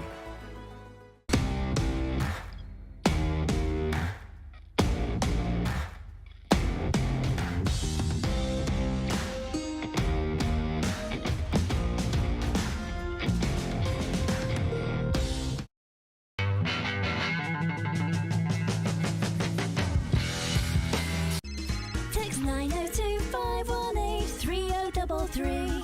902-518-3033. Pick up your phone and text RP, that's Rod Pedersen. Text 902-518-3033. Did you know that you can help save a life? And you can start right now. Stem cells from male donors increase chances of positive outcomes for patients, yet they only make up 40% of our registry. Today, there are hundreds of people in Canada searching for their life-saving match. You can be a patient's best hope. Be a hero by registering with Canadian Blood Services Stem Cell Registry now. Does this look familiar? Your fans deserve an incredible arena experience. It's time for an upgrade. Stunning graphics. Revenue opportunities are just the beginning with our in-venue display systems and scoring technology. Let us help you find the best solution for your facility. EDG, always delivering the best fan experience.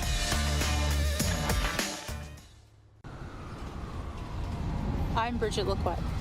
I'm a First Nation Olympic silver medalist, and I'm proud to represent Indigenous hockey players across Canada. Each year, hundreds of Canadians need a stem cell transplant from an unrelated donor to save their life. Anyone can have a hard time finding a stem cell match, but for Indigenous peoples, it can be even more difficult because just over 1% of prospective donors on Canada's stem cell registry are of Indigenous backgrounds. Be a hero. Join me in Hockey Gives Blood in helping to make a life-saving difference to those in need. Register today at blood.ca/beahero.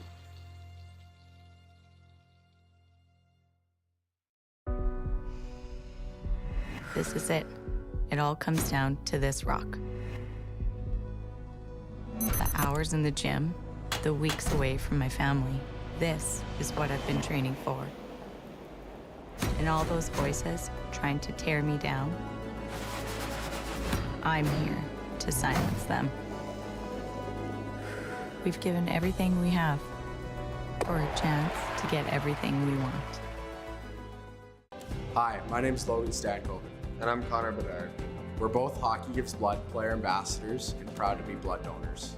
There are thousands of patients each year in Canada that rely on a generous stranger to save their life. Please book an appointment today to donate blood at blood.ca/HGB.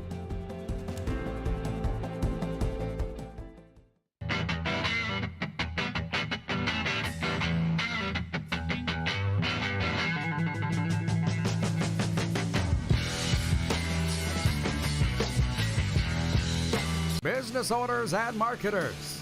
Okay, we know you think we're pretty cool. That's why we want you to share in the coolness factor. Partner with the Rod Pedersen Show and market your business every weekday to sports lovers just like yourself. Take advantage of our many cost-effective commercial and promotional opportunities. Tell the world about your business. Yes, the world. Thanks to Game Plus TV and the Rod Pedersen Digital Network. Contact us today and find out how you can be a part of Canada's fastest-growing sports talk show, The Rod Pedersen Show. Oh, yeah, he's back. Time for more of the Rod Pedersen Show. It's the best time of year, the season of champions, and six-time Scotties champ Jennifer Jones carries a 4-0 record into Day 5 today at the Scotties. I believe they're on the ice right now.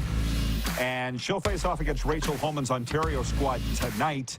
In this morning draw, Carrie Anerson's Team Canada ranking improved to 5-1 with a win over Corinne Brown's 2-2 BC crew.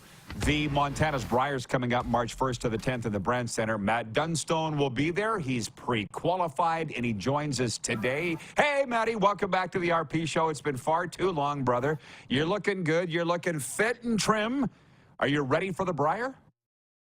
Roddy, it's good to see you. It's been a minute, so happy to be back on the show. I'm feeling as good as I'm going to be. Getting excited for it.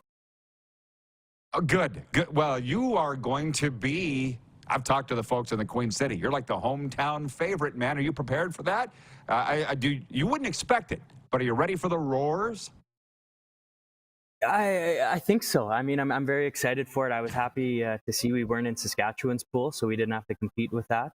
Obviously with how passionate the fans are, I know full well they're going to be jumping aboard Team McEwen and riding them, and it's going to be a great week for Team McEwen in that sense. But I'm really excited to come back to Regina, kind of where it all started for me. My first Brier was there, so excited to be back and see a lot of familiar faces.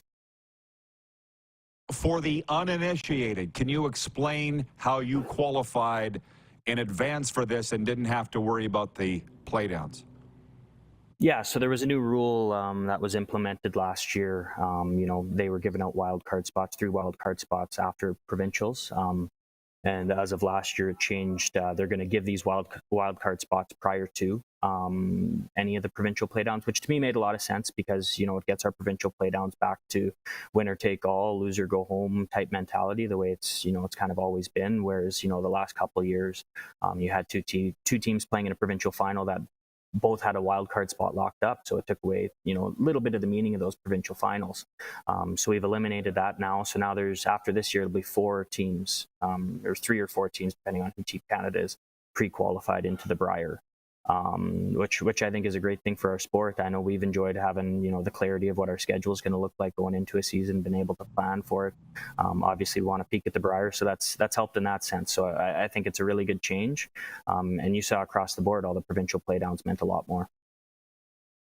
Oh, absolutely. And we had Mike McEwen on here a couple of weeks ago, and smart guy, that Mike McEwen. I said, how do you, because people were writing in going, this isn't right. How does McEwen represent Sask? And he goes, hey, it's the rules, and just because a Skip's doing it for the first time himself, this has been going on for years. He answered it very well. And hey, I've had long talks with Rachel Holman about this. The restriction's been taken off the athletes. It's that way in all other sports. But you're sure hearing a lot of talk about it, aren't you, Matt? I don't know if it will ever go away. No, I don't think it ever will. I mean, the foundation of the Brier and the Scotties is the provincial representation, right? I think it's an incredibly unfair ask of Canadian athletes being restricted to a single province to go and compete against teams at the world level who are from everywhere. I mean, our World Junior team for hockey, imagine if we sent only Alberta players, only Quebec players to the World Junior Hockey. Like, we'd laugh at stuff like that, right? We'd think it's ridiculous. Because to compete at the world level, when you have, you know, a provincial restriction where you, I mean, it's not going to work. It did for a while, but now the fact of the matter is the rest of the world is caught up to us, and it's impossible to compete being a single province against an entire country. So, what color will you wear into the Brandt Center? Yeah, so it's obviously not going to be green this time around. And surprisingly, it's not going to be yellow either. We're actually running a blue color. It was a little throwback to Kerry Burtnick's team in 1981. For whatever reason, back in those days, Manitoba had some blue to it, so that's what inspired us. So you know, if you look at Kate Cameron's team at the Scotties right now, you're going to see our uniforms look very similar to that, and that's something we'd known since basically we qualified last year, that we were going to run with those uniforms. So we've got some Kerry Burtnick inspiration heading into the Brier in a couple weeks. There is a legendary name from days gone by. Well, the storylines going into this Montana's Brier seem like an all-time high. Or do we say this every year? Do we say every year there are great storylines going into the Brier? Because it just feels like they're better this year. It seems like it's every year that, you know, there's kind of something. But again, like, just, you know, when you get down to that final weekend, like, there's so many good teams. It's, you know, to pinpoint a single team that's going to run away with this thing, you're probably kidding yourself if that's the case. I mean, there's such a good group at the top where, you know, whoever's going to bring it, whoever's going to take, you know, advantage of those opportunities and ride, you know, any sort of momentum that's given, that's going to be the team that you see. And it's a great thing for Canadian curling. I know the level of competition amongst ourselves has increased drastically just with how good, you know, Brad is, obviously, and Brendan and Cooey and Jacob's team, and with how good Mike's team has been this year. I mean, you just go down the list. I mean, you can't give any of these teams an inch, and I know, you know, it's motivated all of our teams to, you know, just continue to try and be better, or else you're going to get eaten up alive. Well, okay, I'm glad you brought that up. It's a little like NASCAR. Like, the drama away from the track is more than what's on the track. Same thing with curling. And apparently, Mike McEwen said 2 weeks ago that Ben Hebert said to McEwen's third, Colton Flash, you may be representing Saskatchewan, but that's my town, Regina. And I'm like, what a Hebert thing to say. Is there any of this trash talk going on? What? That is a very Benny thing to say. You know what? I want to let the fans of Saskatchewan decide, you know, who's their number one player, or who their number one person to cheer for is. I can say this with 99.9% certainty that Team Saskatchewan's going to be getting a lot louder roar than Benny Hughes is going to be getting when they announce Team Alberta. So how about that? You know what? Having played in the province, I know how much the fans get in behind their team. You know, regardless if it's Mike, if it's me, Pat Simmons, Steve Lake, you go down the list, Kirk Myers. They get behind their team, the team that is wearing their colors. And you know what? Benny's a good Regina boy. God bless him. But you know what? I know full well that the people in the Brand Center are going to be cheering for Team McEwen and Saskatchewan. Hey, Ben, it's not your town anymore. Jury's out if it ever was. How about Message that? to him. But you've done this, you made it all the way to a semifinal representing Saskatchewan. What's the pressure on Mike McEwen? Like, because this is real stuff, Maddie. You know that. How do you deal with that when you're in your own stadium? Yeah, I mean, I don't want to bring up 1980, but you know, 1980. Yeah. You know, it's been that long, right? And you know, it's a blessing and a curse. I mean, to be that guy, to be that skip, like Mike has that opportunity to. I know that was like he has a chance to make history in Saskatchewan, right? Break that infamous curse that we all love talking about in Saskatchewan, and you know, forever go down in history. So I mean, it's an exciting moment for him and his team to have that chance to go and do that. I know that's what excited my teams in Saskatchewan is we desperately wanted to be that team, to forever be remembered that broke that infamous curse that we love to talk about. Of course, there's lots of pressure, but Mike's no stranger to playing in front of the hometown crowd. He did it at the Brier in Brandon not too long ago. He did it at the Olympic Trials in 2013 in Winnipeg. So he's no stranger to that type of pressure, and you know, having the crowd on his side that are living and dying with each and every one of his shots, and he's a phenomenal player too. You know what? I was very happy to see him go to Saskatchewan.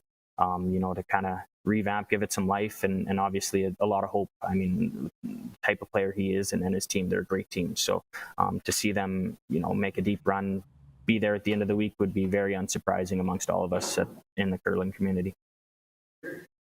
Well, he said was born in 1980, and I've never met him other than interviewing him. I've met you several times, but he seems to have ice water going through his veins. He doesn't seem too flappable, and that's probably what you need in an event like this in the Queen City. Well, Matt, good luck, man. I'll be pulling for you. You know that. I appreciate the time, and go get him. Thanks, Roddy. It's great to catch up. Hope you're enjoying Florida there. Absolutely, bud. Can't wait to bring curling here. Let's bring the world's here. All right, Matt Dunstone checking in from Team Dunstone. You can still get your tickets at curling.ca/tickets and be in attendance in the Brand Center in the Brier, March 1st to the 10th. We'll be back with overtime right after this. We are live on Game Plus TV, WQEE Radio, Apple Podcasts, Spotify, and YouTube Live. Everything I've worked for, everything I've sacrificed has led to this. It's out of your hands now.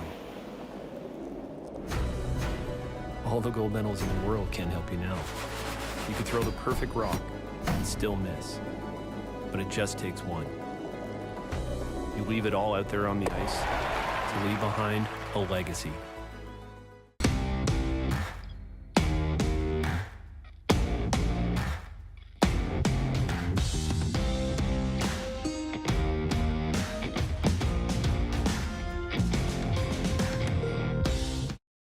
The sports landscape continues to change, and teams and facilities are under more pressure to provide online and in-venue entertainment. They need the right team to deliver their product. Look no further than IKS Live. We provide service across North America and produce the best fan experience across all platforms.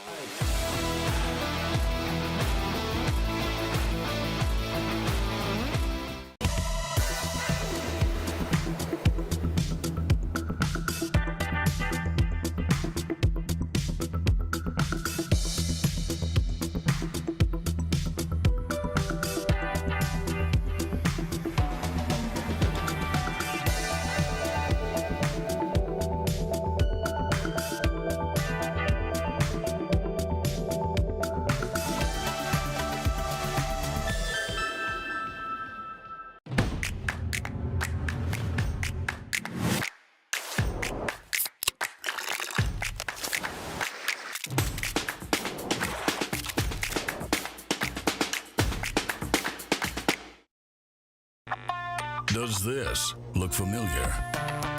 Your fans deserve an incredible arena experience. It's time for an upgrade. Stunning graphics. Revenue opportunities are just the beginning with our in-venue display systems and scoring technology. Let us help you find the best solution for your facility. DDG, always delivering the best fan experience. Hi, my name is Logan Stankoven. And I'm Connor Bedard. We're both Hockey Gives Blood player ambassadors and proud to be blood donors. There are thousands of patients each year in Canada that rely on a generous stranger to save their life. Please book an appointment today to donate blood at blood.ca/HGB. IKS Game Day wishes to congratulate the city of Estevan and Affinity Place on their brand new center ice display. This state-of-the-art score clock features 5 LED faces with full motion graphics, scoring integration, and our new Halo mounting system.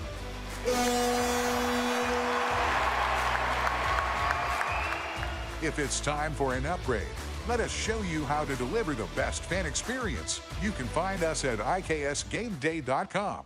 At the Key Auto Group Pre-Owned Division, we're bringing back that new car feeling. No matter what, it's new to you and priced just right. No hidden fees, prices you can trust, and upfront buying experience. And it's all at keyautogroup.ca.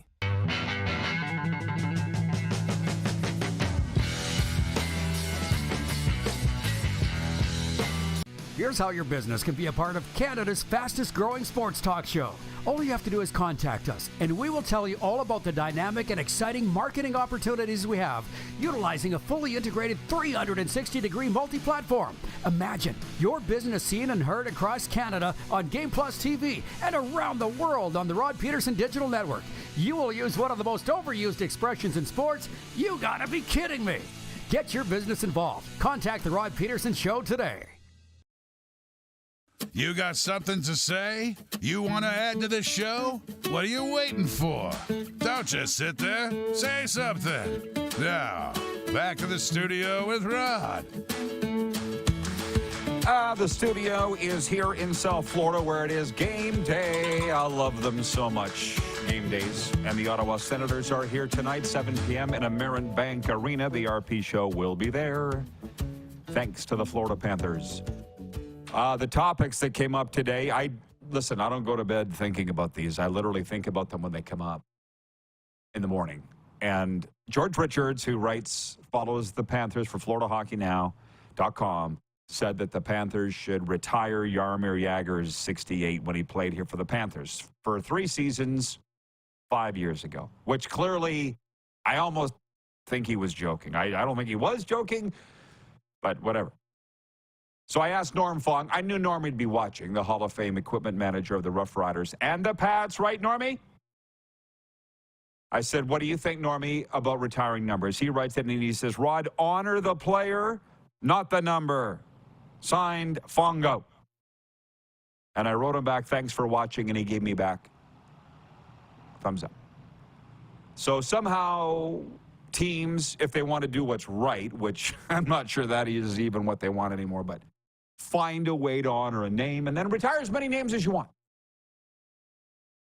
But they got to stop with the numbers. Unless it's 98 with Bedard. Nobody's going to wear that anyway, so you can retire that. Max is watching in Toronto. He writes in, he says, I agree with Moose. The 1% deserve it.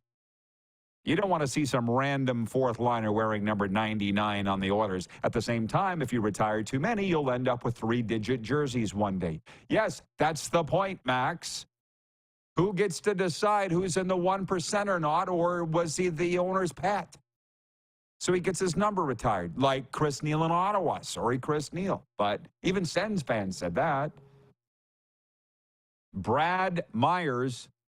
I don't think he's that Brad Myers. He's from Comox, BC. He writes that he says the only number that they should retire league-wide would be number 9. Richard, Hull, Howe, for sure. But where do you stop? Modano, Glenn Anderson, which I think has been retired in Edmonton, right? Edmonton people? Where are you at? Blaine Kazama, watching in the Queen City, writes that he says, Rod, you know we have number 16 retired twice for the Regina Pats. Dale Durkach and Mike Sillinger. Yes, God's team. I believe I was part of both jersey retirements.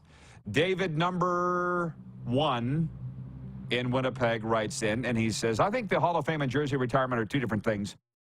I agree on honoring a player by raising their number to the rafters only. He says, curling in Florida, they love their shuffleboard and lawn bowling, don't they? Yeah, so why not throw curling in there too? I'm not advocating for curling to come here. What I am advocating for is a National Lacrosse League team. It would just go tickety-boo. We have multiple facilities with which to house it. Call me. Buffalo Bill writes in, and he says, greetings and no hallucinations from North Dakota. On the Hall of Fame topic, there is no quantity limit. Although retiring of jerseys, you could run out. After 30 years, does a number come down? Well, in Dallas, the home of America's team, the Dallas Cowboys, Michael Irvin allowed number 88 to be unretired for Des Bryant to wear it. In Winnipeg, Bobby Hull allowed number 9 to be worn by Evander Kane, and I wonder if he doesn't regret that. So it's happened. Sports update. NHL Commissioner Gary Bettman has upheld Morgan Riley's 5-game suspension for cross-checking after the NHL Players Association filed for an appeal. Riley, who was assessed a major penalty in game misconduct, lunged at Ridley Gregg up high after the center fired a slap shot into an empty net from close range with 5.1 seconds left in regulation. So everybody said, oh, yeah, Morgan Riley's got to get 5. So you're all okay with what Ridley Gregg did? Just checking. Gary Bettman's ruling on the appeal is final. Here's one for the college football fans. The field for the 12-team college football playoff will comprise 5 conference champions, the Power 5, and 7 at-large selections after the university presidents who oversee the college football playoff voted unanimously to tweak the format today. The move approved this morning to decrease the number of spots reserved for conference champions from 6 to 5 was prompted by realignment and has been anticipated for several months. Sports updates brought to you by Landmark Cinemas, in theaters now. Anyone But You, starring Alexandra Shipp and Glenn Powell. Don't miss the all-new bonus content.